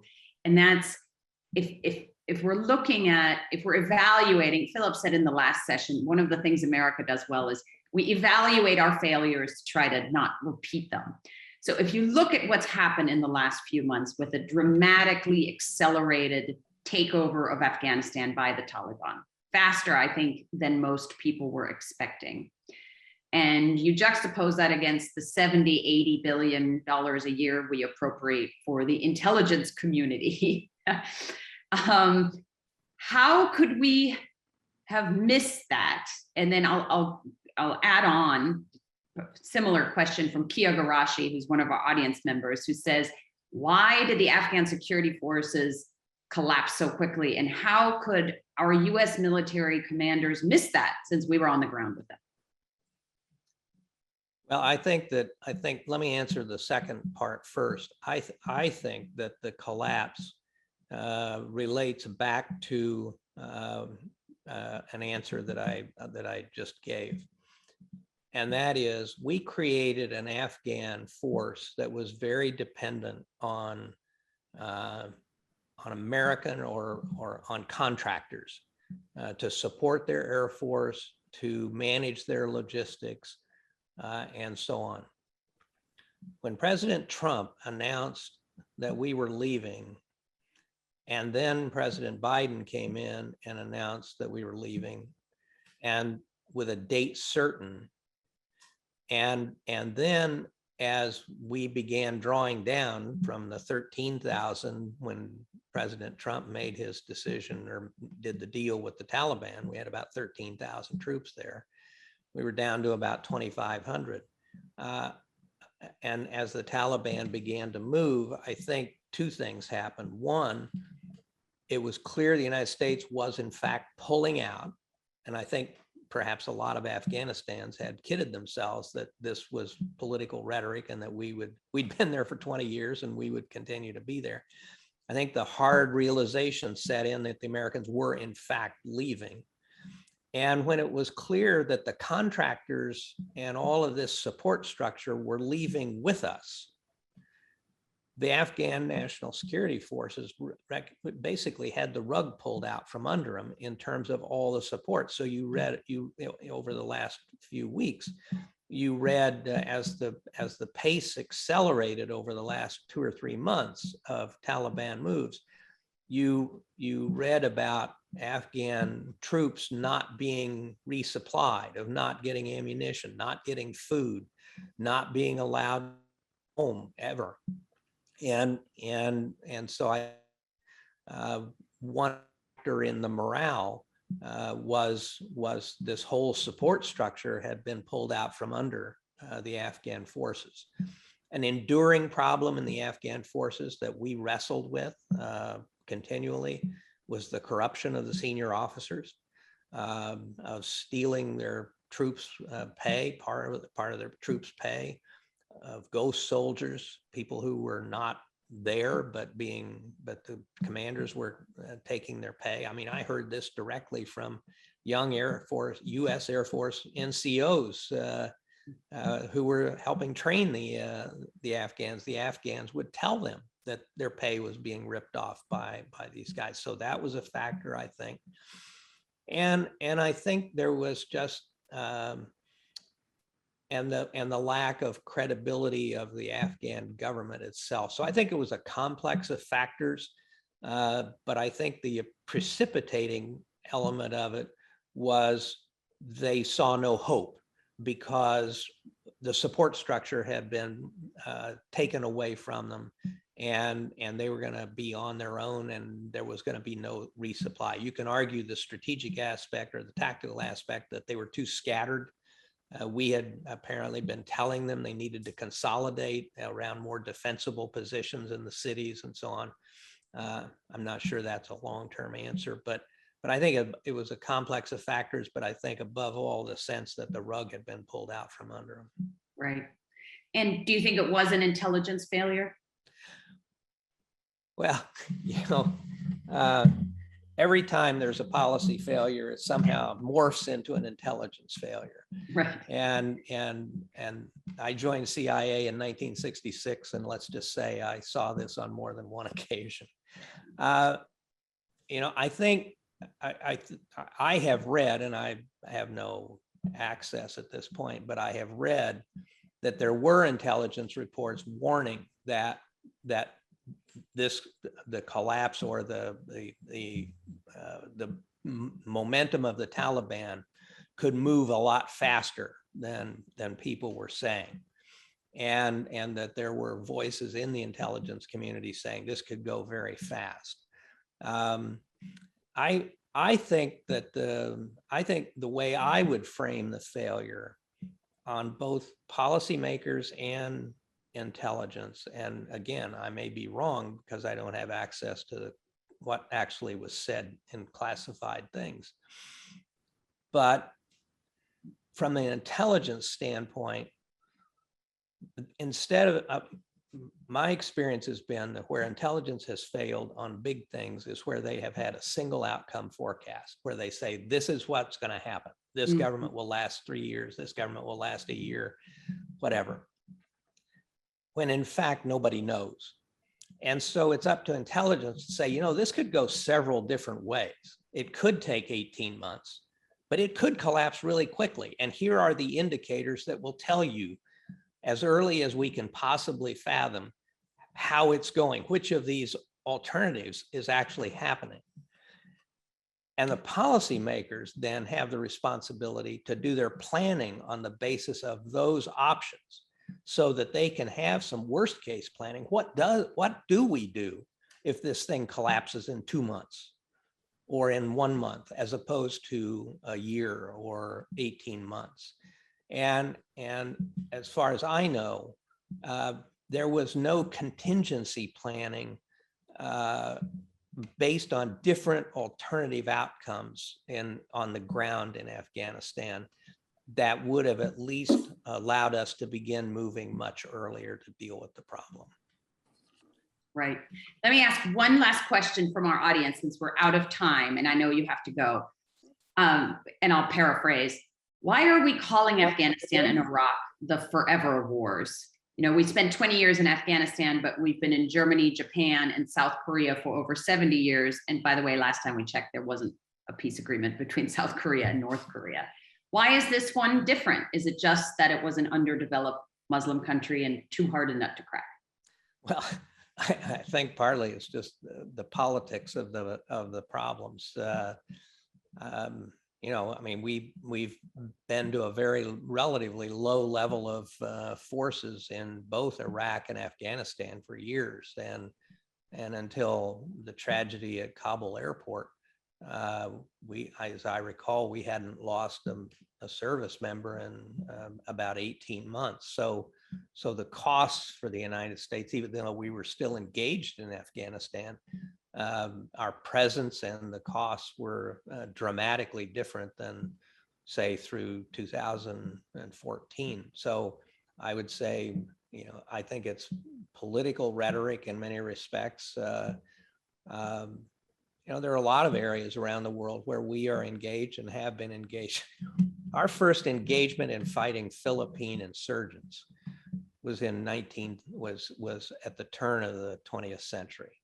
We actually lost more U.S. troops fighting in the Philippines against insurrectionists in the late 1900s, early 2000s, or early 1900s.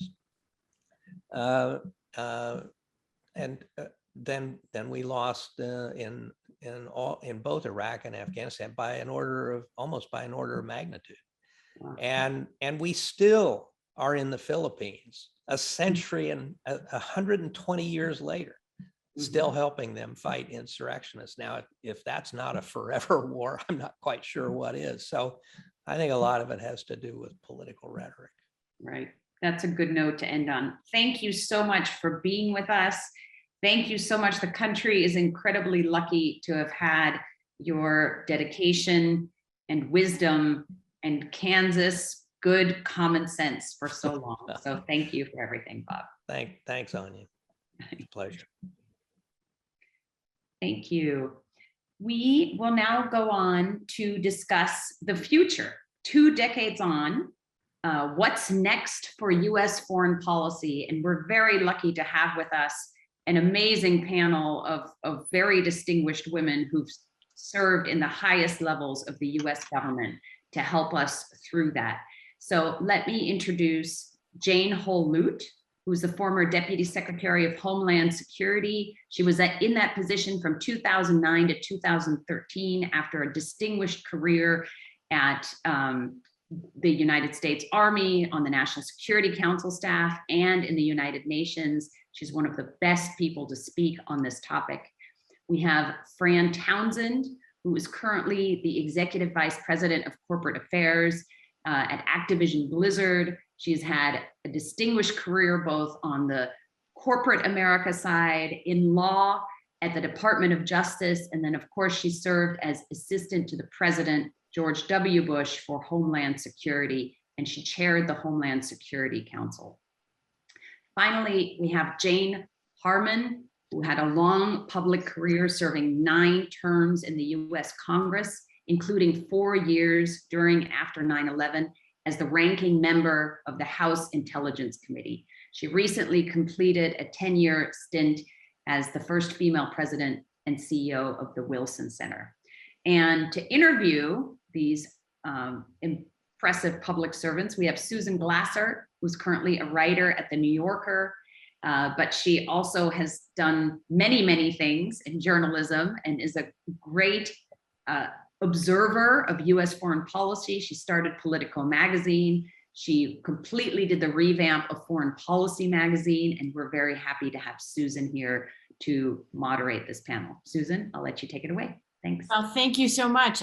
What an honor to be with all these terrific and insightful policymakers, batting cleanup, I guess we are, for this 20 years later 9/11 conversation. We've heard a lot of back and forth, I would say, about what to make of this last 2 decades, and what just happened really in the last 2 months of American policy, showing what a dynamic and moving target we have to discuss. But I'm hoping that we can also move the conversation forward with this last discussion. I'm struck, as I'm sure many of you are, by the extent to which a lot of these 9/11 retrospectives, are convinced of a certain set of assumptions, I think, that underlie even very different interpretations. And that has to do with the fact that there was this pivot point in American foreign policy, and now we're at another hinge moment, and this era is definitively behind us, and now we've moved on to some other era. So I want to start actually out by that and say, is that assumption that we're making, is that a correct one? And what do our panelists think about this? Are we slamming the door right now on the 9/11 era, on this notion of a war on terror and on this notion of an American superpower that operates abroad in a way that perhaps it will no longer do in the future. So I know it's a nice, simple question to start out with. Fran, I'm going to start out with you, actually, since you were there at the very beginning of what did become known as President Bush's global war on terror. Obviously, you didn't anticipate that it would be a 20-year affair, but let me just ask you, do you think that we are slamming the door shut on whatever that era was? And, where are you at personally in terms of thinking about the meaning of this? So Susan, thank you for moderating this. And it's a real privilege to be with my good friend, Jane Harman again, and back with Jane Lute. It's great to be here. Look, as you said, I think for each of us, we have our own 9/11 story, but right now, I think we tend to think in terms of foreign policy as periods, right? When we study them, we study different periods as if these are discrete timeframes, one not impacting the next. And that's just not true. It's a convenient sort of mechanism to study foreign policy and history, but it's not actually true when you're a policymaker. And so you ask me about, are we shutting the door on this 9/11, post 9/11 history period? Not only are we not, we can't. If you had asked me if I could imagine a set of circumstances in which 20 years later, the Taliban would be back ruling Afghanistan, I would have thought you were kidding. But here we are. And so, no, we won't be able to shut the door. But even during the Bush administration, in the immediate aftermath of 9/11, I can remember when Condi Rice was the national security advisor in that first term, we were already frustrated that all of foreign policy at that period was viewed through this counterterrorism lens. And we knew even then that we had to broaden the aperture and be able to do other issues and deal with other issues in foreign policy. Look, I do think we've learned to open that aperture. It's been across multiple administrations. We do understand that our being uniquely focused in the Middle East has been to the advantage of our biggest competitors like China, who have taken advantage of our lack of attention in other places to gain strength and prominence. And so a way of saying to you, I don't think we're going to shut that door, but I do think that we have to, if you will, mind that store. The threat has not gone away. And in fact, I feel for the current administration, they're really fighting on two fronts, both a foreign terrorist threat and a domestic terrorist threat. And I think on a foreign policy stage, they're going to need their allies, not just to deal with the Middle East, but now to deal with Asia, China, and in particular. Well, thank you, Fran. I want to go to the first of our Janes, Jane Holl Lute. You also, saw this 2-decade period unfold, from the very beginning. Do you think American engagement in the Middle East will be fundamentally different from this point forward and shaped by these failures, or are we just going to kind of move on and pretend that the failures didn't happen? No, I don't think there's any pretending at all. And in this regard, I agree with Fran in that this convention that we have of thinking of in eras. For me, I divide my foreign defense experience and international security into four, sort of phases. Phase one was the period immediately after World War II, which informed so much of American foreign policy. And we were answering a very central strategic question right after World War II. How do we prevent the scourge of war, which, to quote the UN Charter, twice in our lifetime brought untold sorrow and misery to mankind? How do we prevent World War III? That was the major strategic question coming out of World War II. The major strategic question during the Cold War between the United States and the Soviet Union is, how do we prevent nuclear annihilation when the only thing standing between us and the precipice is our judgment? The period that sort of ended, with the fall of the Berlin Wall, and it ushered in this unipolar moment, perhaps, as Charles Krauthammer wrote, or it ushered in a period what people saw during the Gulf War, was the United States was that much more powerful than anyone else. And the real deep strategic question operating through the 90s into the early 2000s was, what will the United States do with its power? And since the Iraq War of 2003 and to today, the major strategic question that's on everyone's mind is just how fragile is the American commitment to democratic values? They see that abroad and they see it at home. So in that sense, I think we are in a very distinct period that sort of brings the 9/11 experience forward. Now, the other thing I will say is domestically and bureaucratically, I think in Washington, the Cold War, civilians and military had a very robust interchange and dialogue during the Cold War. The concepts that guided US defense and foreign policy were abstract concepts, mutually assured destruction, containment. Civilians participated aggressively in those debates and with stature because, frankly, most of them were invented by civilians. In the post-Cold War period, beginning again through the 90s, the concepts that have dominated American foreign policy have been operational concepts, military operational concepts. Can you move a brigade in 96 hours? Do you know what a brigade is?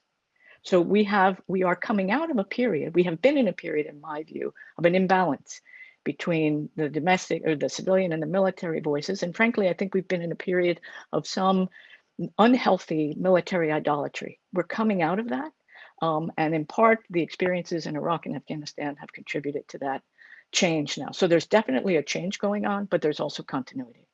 I think I want to really unpack a lot of what you said, especially this notion that we're returning almost to a moment of first principles, if you will, in terms of trying to figure out what American foreign policy is going to be and how much it's challenged by our internal divides and debates. And I think that's a great note to bring Jane Harman into this. What about the politics of American foreign policy? Do you see them as having been sort of colored and shaped by this last 2 decades frame of the forever war?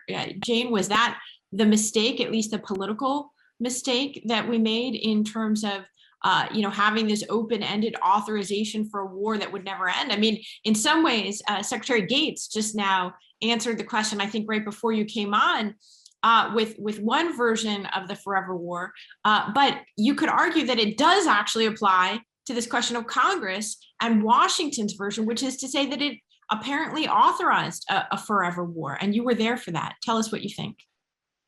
Okay, well, first let me salute Aspen for having the wisdom to have an all-woman panel. I mean, if we want to have a serious discussion, let's have a serious discussion led by Susan Glasser. And to Anya, who is the leader or co-leader, but future leader of the strategy group, you go, girl. I think this is wonderful. All of us know each other. We've worked together forever. So this is not a new meeting of the minds. I recently wrote a book, Susan, which you may know, called Insanity Defense: Why Our Failure to Confront Hard National Security Problems Makes Us Less Safe. And my theory of the case overlaps with what Fran and Jane said. My theory of the case is not going all the way back to World War II, but going back to the end of the Cold War. I think that we didn't have a strategy going forward. We won, they lost. We were the sole superpower, and a combination of hubris, intellectual laziness, arrogance, list a bunch of things, convinced us that everybody wanted to be us. So in the 90s, we missed the rise of China, which, oops, didn't want to be us, wanted to have a completely separate form of governance and economy. We missed the rise of terrorism. I know that because I was on the National Commission on Terrorism formed by Congress in the late 90s. We were one of 3 commissions that predicted a major attack on US soil. Nobody was listening. And on 9/10/2001, I had lunch with Jerry Bremer, the chairman of our commission, later to be in Iraq. And we were bemoaning the fact that no one was paying attention. Then after 9/11, a good thing happened, which I don't think has been mentioned yet, which is we articulated our problem as America under attack. America was under attack. Not the Democrats did this to the Republicans did this to the Democrats, somebody stole an election. This was all about a more high-minded frame, and the world wanted to come to our aid. To remind you all, Iran wanted to help us. They were not part of the 9/11 story, regardless of claims afterward. Cuba offered us landing rights in their airports when we closed our airfields, fearing a future attack. NATO invoked Article 5. Nick Burns always talks about this because he was the ambassador to NATO. He didn't ask for it. First and last invocation of the common defense provision. And Congress stepped up. This is this is where I'm going with this. Congress stepped up to authorize action against those who attacked us, and in a fairly careful for Congress authorization, and to do other things. Some good, some bad. We can go into that later. But my point is that the 9/11 caused us to have a whatever you want to call it. It was a crucible. We acted wisely for a period, and then we fell back into, it seems to me, because we didn't have an overarching strategy after the Cold War, into inattention, arrogance, hubris, and whatever else, over-militarized our response and made a series of mistakes, which has led us to this moment. And I'm sure you're going there, Susan, but I think in many ways we are less safe than we were on 9/11, and we squandered some enormous opportunities to build a more integrated world and to develop a strategy leading with soft power that never happened. Jane, I want to just follow up quickly before I go back to the others. In terms of Congress, do you think it is possible right now, given the extreme polarization and the difference from 20 years ago, this idea that it was a national attack that would have a national response, is it possible to have a national foreign policy at a time when essentially half of the country is going to reflexively disagree with anything that the other half of the country produces? Well, Joe Biden is trying to help make that happen. He has a foreign policy that he's articulated, which is basically moving away from some of the GWAT things, the global war on terror things that were put in place. And I supported some of those things, so shame on me. But he's also urging Congress to repeal and replace the threadbare 2001 AUMF for Afghanistan. And the 2002 one that we enacted, I voted for it based on flawed intelligence for Iraq, really doesn't apply to anything anymore. But so Joe Biden is part of urging a course correction that would reflect some bipartisanship. Will he get very far? Well, not yet, but there is a move in Congress, bipartisan, to repeal and replace the 2001 AUMF. So I guess I'm forever hopeful. If I weren't an optimist, why would I have served in Congress for 9 terms? Well, that is true. I must say, I remember when Barack Obama, endorsed the idea of repealing and replacing the AUMF, and it's been a while since he was president. Fran, we've been talking in a sort of a high altitude, almost abstract way so far. Let's get a little bit more practical for a moment. In the wake of the US's defeat and exit from Afghanistan, what is your view about the nature of the terrorist threat that is being faced, and is there an actual policy in place? We have spent a lot of time sort of critiquing, the infrastructure that was built up over 2 decades since 9/11. But I see a lot of really contradictory views right now as to whether this does or doesn't actually threaten American national security. What is your view? So, look, I do think Elizabeth Sherwood Randall is President Biden's Homeland Security advisor. She is another woman, Jane, you'll be proud, who has been in this sort of international and national security policy arena for decades. She's very, very competent. I think that what we're going to find, look, the international threat is not going to go away. There was always a frustration in calling the effort the global war on terror, because what it really was an effort directed against an ideology. Terror isn't a thing, it's an ideology that you're really fighting, which makes it more difficult. And that ideology has not gone away. I worry, my concern about the international threat goes up we have to remember that the Taliban gave safe haven to bin Laden and al-Qaeda. And so now that they're back in charge of Afghanistan, that really concerns me. The first and foremost, what we used to do when we assess the international threat is look around the world for ungoverned or poorly governed spaces, because that's where the scourge of terrorism has the sort of darkness in which it can grow.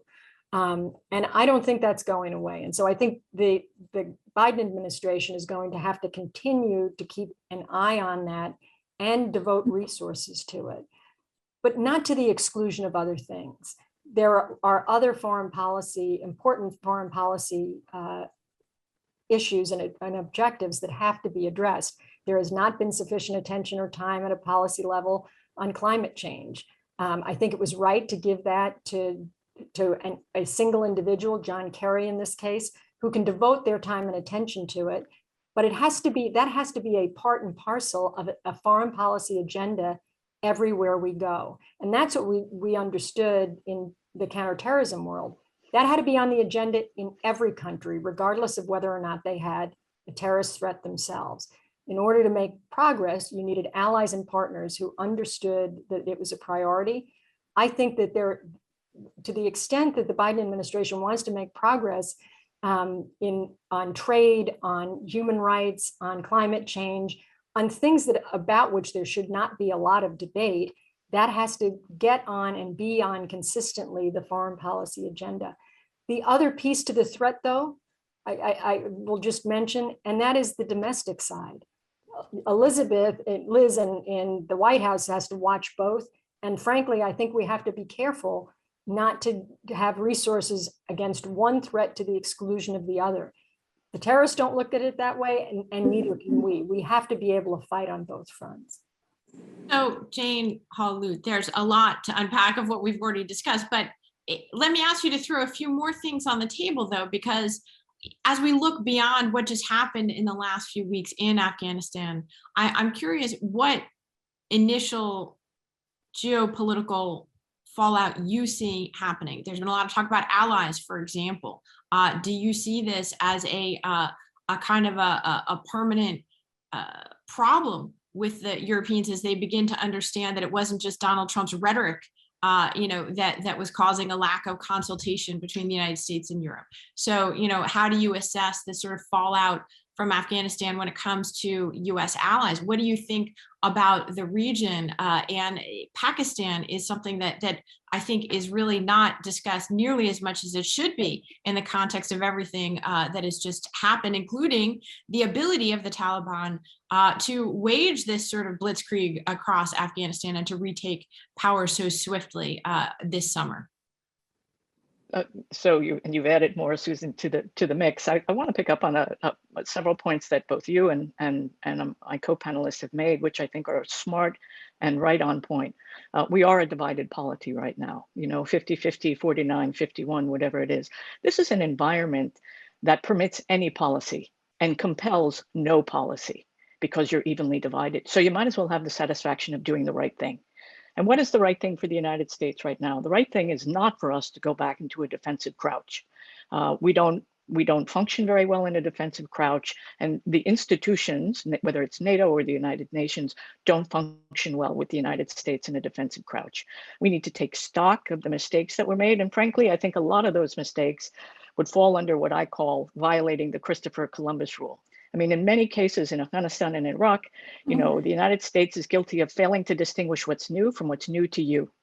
There was an awful lot of expertise, both regional expertise and expertise about how we build capable societies. Nation building, I think, is a misnomer. There are nations that exist there, but capable governance, market economic activity, robust civil society based on the rule of law. I mean, this was the agenda of the United States with the Marshall Plan. We wanted capable partners. We didn't want dependencies. And we didn't want client states. So when we look at what does the US need at this moment, particularly with respect to foreign policy, I think we need four things. I think we need a safe and secure homeland, and that has both domestic implications and international implications. I think we need a dynamic economic engine that can generate new wealth. I think we need strong friends and allies, and I think we need predictable relations with others. Now, that economic engine to generate new wealth, that's a high bar. But predictable relations with others, that's a relatively low bar. That's about the rule of law. And forever in my lifetime, the US has been associated with that. And in each of those, you can identify priorities that the United States should pursue. But one of the things we also need to do is to understand how this Homeland Security enterprise, which has grown up over the last 15 years, and Fran had a key role to play in this regard, so did Jane for that matter. You know, when I got to the department in 2009, it was just about 5 or 6 years old. It was not 1 year old for the 5th or 6th time. I mean, there was accumulation of experience and learning and knowledge, and it was largely bipartisan achieved. And we tried to preserve that over the course of my time there. And what you learn is Homeland Security is an important contribution to national security, but it is an entirely different approach to security. And we need to understand how to use the value and the learning that we have from that setting, the Homeland setting, and bring it into the national security priority. Take Pakistan, as you mentioned. I mean, one of the things that I did when I was deputy at Homeland Security is I opened up and continued a lot of bilateral dialogues. I mean, we had bilateral dialogues not only with the Canadians and the Mexicans, with the Brits, with the Germans, with the French, with the EU, and with China requested one, Russia requested one. So we were opening these up. This is a place also to have a dialogue with the Pakistanis as well. Susan, could I add one thing here?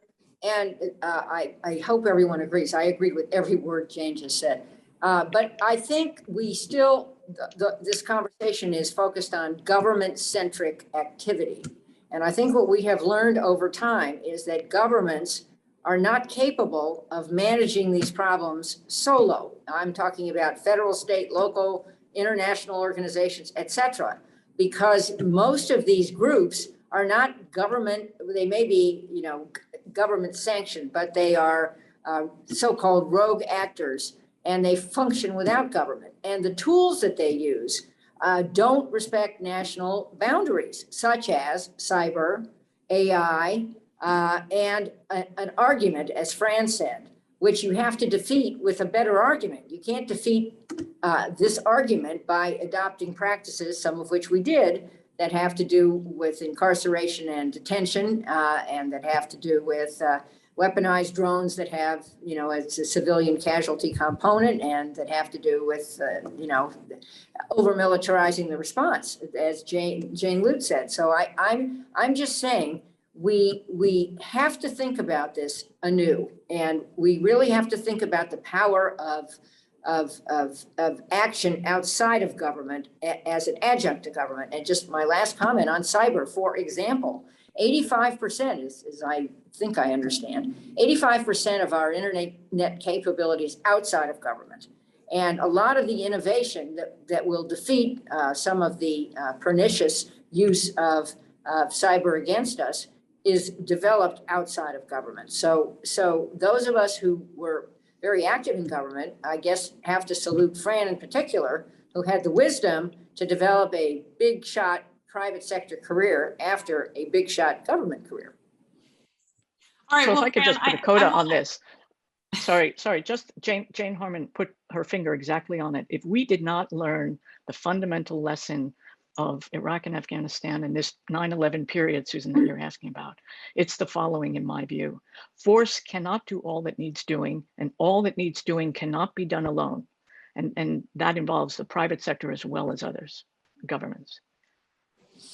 Fran, is there any way, though, to see this as anything other than a devastating loss for the United States that actually will have an impact on new kinds of threats, whether it's cyber or otherwise? I mean, I get what we're saying about, well, we're going to change our framework of looking at things now, but I worry that in many of the conversations around this anniversary, what we're not hearing is yet a real acceptance of the actual nature of the blow to the U.S. ability to operate in the world with partners. Many of these are private sector tools and capabilities developed here inside the United States that are now being used to weaken U.S. power. And I want to ask about, you know, the ability to think about new threats at a time when we haven't been able to think about what are dealing with the old threats wrought.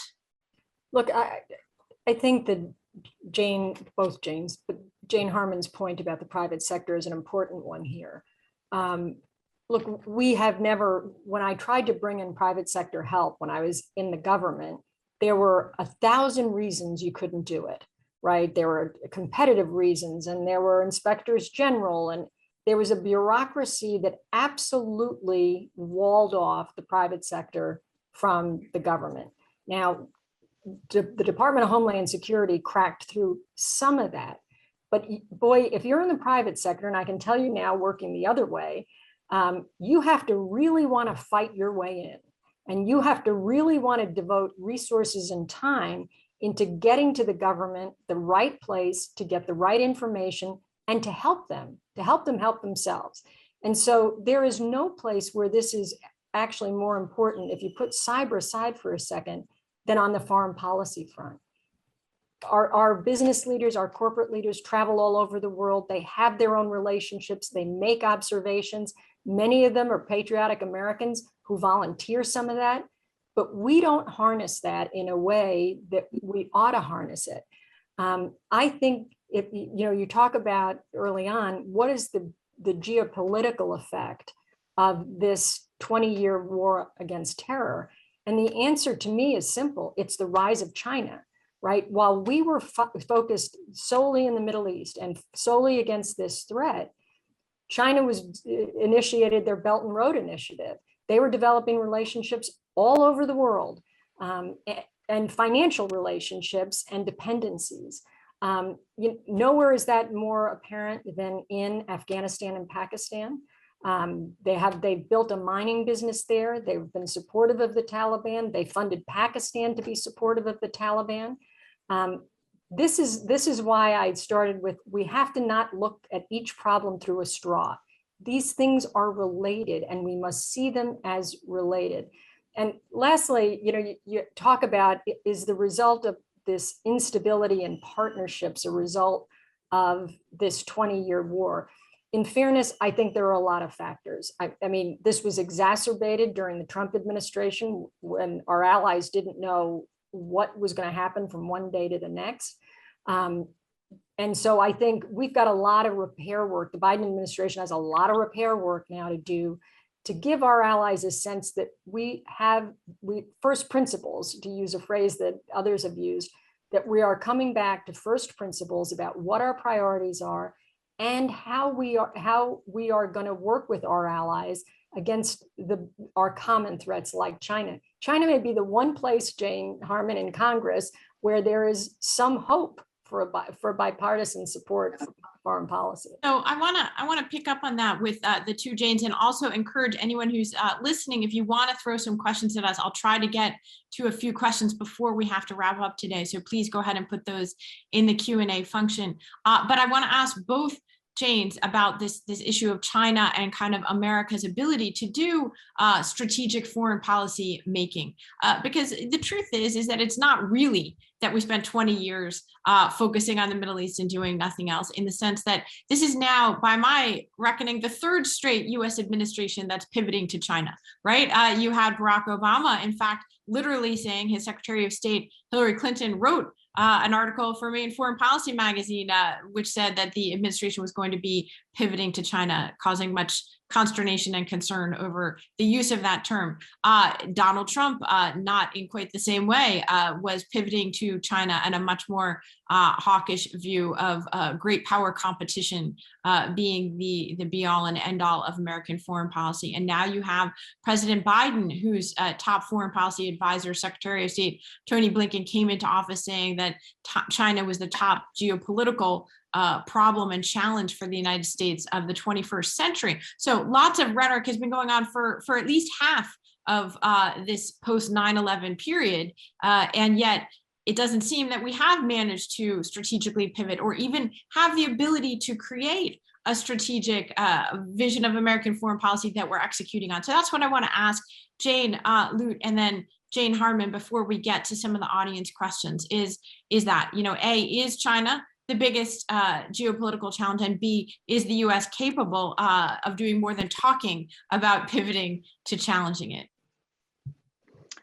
Yeah, I mean, I'll come back at, you won't like my answer. I think our biggest geostrategic political challenge is not losing faith in each other in this country and attending to our democracy, so that we can get out of this defensive crouch and move forward and engage on a whole range of issues. We've never had the luxury of saying, this is number one, this is number two, this is number three. I mean, there are fair arguments to be made all around. You know, if you ask me, and, you know, preventing, you know, securing the security of the American homeland, you know, job one remains preventing another terrorist attack, which has not occurred in the West since 2005 on a scale, on a major scale. And that job needs to continue.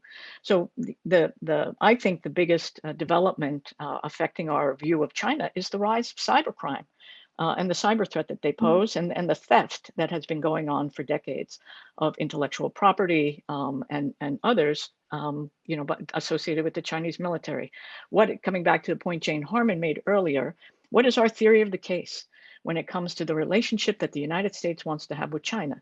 What's our theory of the case regarding Russia? How will we use the alliance? And are these articulable theories? Are these articulable arguments that make sense to the American people so that they can support a unified set of priorities on the foreign policy front and not allow them to continue to be so partisanized? They will always be politicized. I mean, that's the nature of the beast. The danger now is that they've become part. Yeah, no, I mean, just to be clear, I think that's very much on the mark, and you know, it's our internal challenges that are our foreign policy challenges as well as our external ones. Jane, Harman, what about China before I get to some of these other questions? Well, a couple of things. First, I mentioned that in the 90s, hubris, intellectual laziness, and a focus on the so-called peace dividend and no strategy following the end of the Cold War led us to miss China's rise. We missed it, and China didn't want to be us, and China doesn't want to be us. And it took a long time for us to wrap our heads around it. I remember in Congress in the late 90s, I was there voting for, which I still think has its pluses, you know, permanent trade relations with China, a huge market for us, still a huge market for us. Even the folks who support Donald Trump for you know, president and think the election was unfair, many of them think China's a huge market. After 9/11, I think, yes, I love the defensive crouch idea, but I think two other things happened. One, we switched from China embracing to China bashing. And I would argue that both parties do it.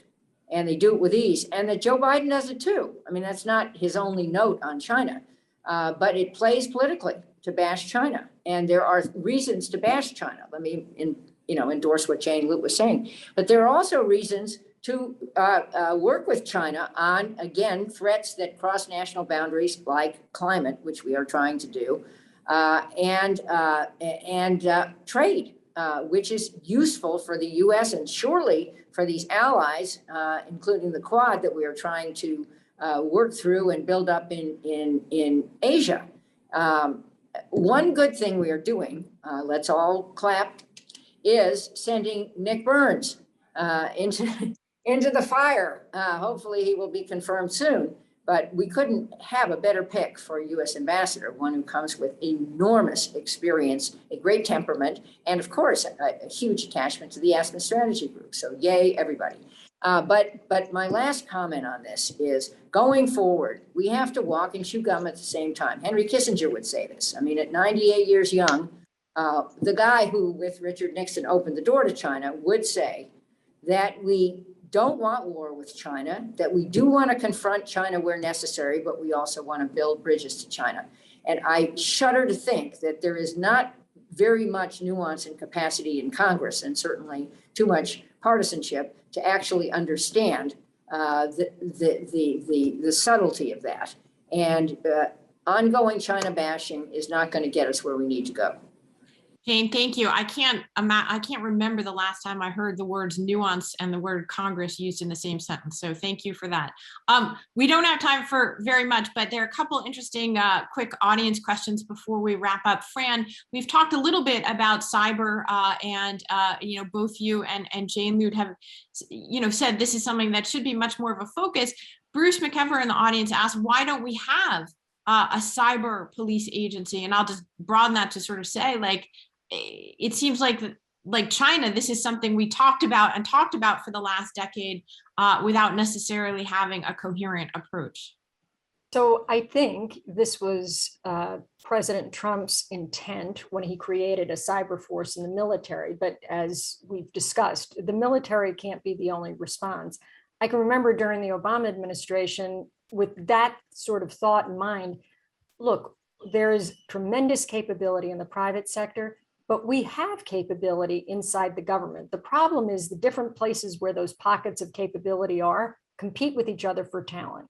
And one of the answers to that, in my judgment, was to have a single integrated cyber operations center, where sort of like we created the National Counterterrorism Center, so we had a complete and total picture of information related to the threat.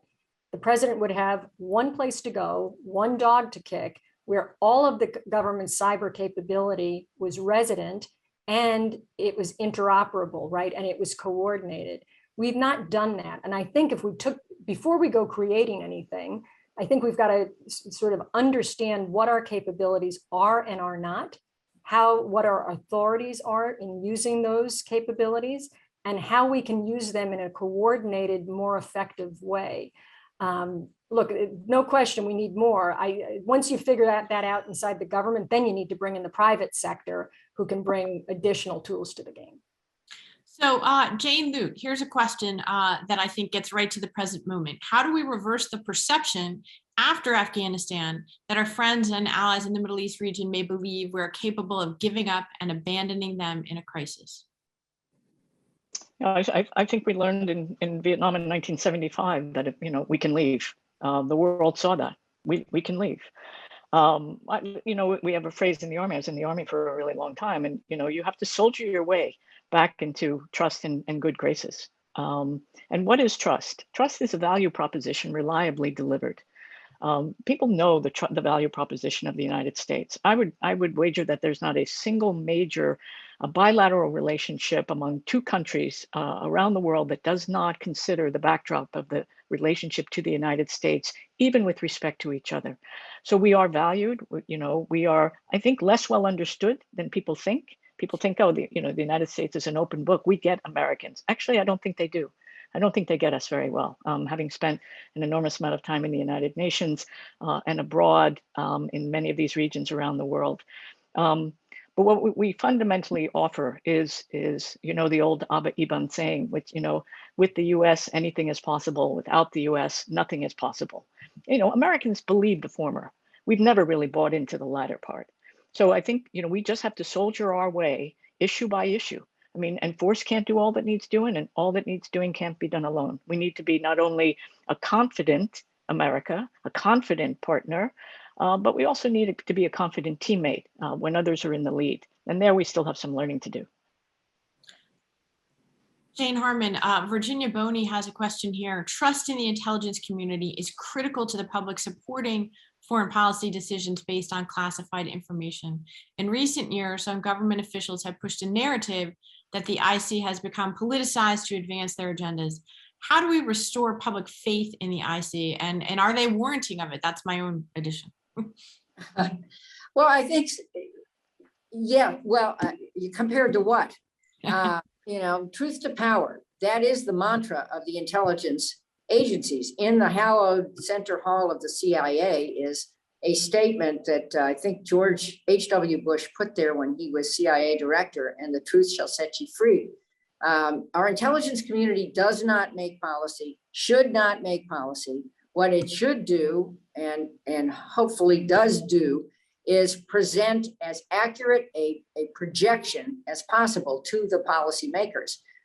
Intelligence is not a science. It's a set of predictions based on the best data we can get. And I do know a lot about our capability. We all do. And it is awesome. However, we have seen a few chapters since 9/11 where the IC was politicized and where intelligence was cherry-picked and where national intelligence estimates were inaccurate. And then we saw a recent chapter where top-level officials in the IC were removed and replaced by political operatives. Both of these things have created, a less capable IC and diminution of trust. So what I would say is, at least focusing on Afghanistan for the moment, my understanding, and I had no classified briefings, I'm not in any role that would justify that, but my understanding from some who did was the IC picture was very accurate, including about the fact that the government could fall quickly, and including that there was rampant corruption, that the troops weren't being paid, they were negotiating deals with the Taliban because they wanted to survive. And that picture was known. The policymakers, for any number of reasons, didn't get it or ignored it. They have a right to ignore what the IC says. I mean, but then you live with it. So I guess I would say that one of the things we fixed fairly well, with a few bumps in the road after 9/11, was our intelligence capability, and we've had pretty competent people in there. And I just hope it is fully restored. I think the Biden picks, especially Bill Burns, I mean, who's an extraordinary asset for our government, and Avril Haines are good. And I think that the White House cares about the intelligence picture. And I don't think there's an effort ongoing now, at least if there is, I'm missing it, to ignore cherry pick. Again, we have to do an after action report on Afghanistan, because no one is going to persuade anyone that it wasn't a messy withdrawal. It was a messy withdrawal. Maybe that was inevitable, but I don't think it was an intelligence community failure. Well, I think that's all we have time for. I want to thank Aspen for convening all of you today and all of these wonderful and smart audience members on essentially the first of many, many after action reports on the last 20 years since 9/11. Jane, Holl, Lute, I'm going to be thinking a lot about your important injunction to us that right now, you know, the foreign policy threat that we need to be paying the most attention to is the state of American democracy and our ability to work together as a country. But I'm really grateful to Fran, to Jane, all brilliant thinkers, and I can't think of a better group of people to help us, sum up and try to make sense of the moment. And thank you again to Aspen for convening us all today. Thank you so much, Susan, and thank you to all of our panelists. I will just give sort of 5 minutes of closing remarks to sum up what we heard this morning, and it was forceful and powerful, and I'm deeply grateful to all the people who are with us today and all of the work they did on behalf of the United States to keep us safe since that terrible day, September 11th, 2001.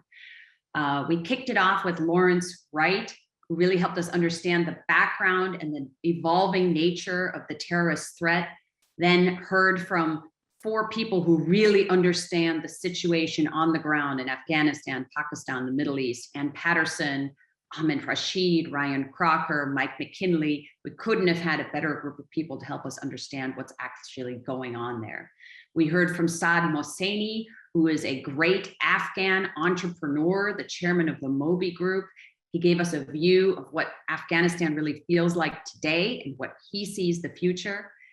We then heard from former Secretary of Defense Bob Gates and from Phil Zelikow, who were both so involved in prosecuting these wars that they inherited in the middle of the 2000s, and were really part of those decisions we made in Iraq and Afghanistan. And finally, we heard from 3 leaders on Homeland Security, Fran Townsend, Jane Holl, Lute, and Jane Harman, to think about what the future holds here. And Jane Harman, thank you for the shout out. We didn't intentionally make it a womanal, but you 3 are some of the great leaders in this field. So we were excited to have you there. Now, looking a little bit to the future, we are nothing but optimists here at the Aspen Security Forum. So we are planning an in-person event on November 3rd and 4th at the Intercontinental here in Washington, DC. It will be nonpartisan. We have an amazing lineup of speakers already, including several members of the US administration, Alejandro Mayorkas, the Homeland Security Secretary, and others, the Foreign Minister of Kenya, some economists. It's going to be a fantastic lineup. We are crossing our fingers and doing everything to be prepared to do this in person safely, COVID permitting. So I hope we will see all of you there. In conclusion, September 11th that many of us lived through. The students I have sometimes didn't live through it or were very young when it happened, really forces us to think about who we are and who we can be as a nation. I am saddened that the news coverage in the last few weeks has really portrayed the last 20 years as a failure. I don't think that's the case, and I think many of our participants today would agree with that. I think some of them said 20 years ago, in that moment of fear after September 11th, 2001, everyone expected that the United States would be hit eventually by another major terrorist attack. That has not happened. So for 20 years, we have held the line and largely kept our country safe from large-scale terrorist attack. And that is something I think we should all be proud of, and thank all the people who were in the government who made that happen. Second, the focus of the last few weeks have been quite self-critical. And Phil Zelikow, Bob Gates, and others said, this is a strength. We're a nation that looks at the policy mistakes we've made, tries to learn from these and to ensure that we don't repeat them so that we keep becoming better as a nation. And third, the last few weeks and sitting through the sessions this morning made me reflect again on the fact that the United States, Americans are really fundamentally an optimistic, altruistic people. From the thousands of Americans who joined public service after 9/11, all the way to the last few weeks when so many Americans, horrified by the chaos they were seeing at the Kabul airport, opened their homes, tried to extract Afghans the best they could, raised money for food and shelter and baby clothes for the few Afghan refugees that are coming to the United States. As we reflect on 9/11, let's reflect on these positives, and please continue a key American trait, our inveterate optimism that our country and the world can be shaped for the better. That's what we're here doing at the Aspen Security Forum. We want to do it in a strictly nonpartisan way, and we want to bring people together to discuss these important issues. So thank you for being with us, and I hope you join us again.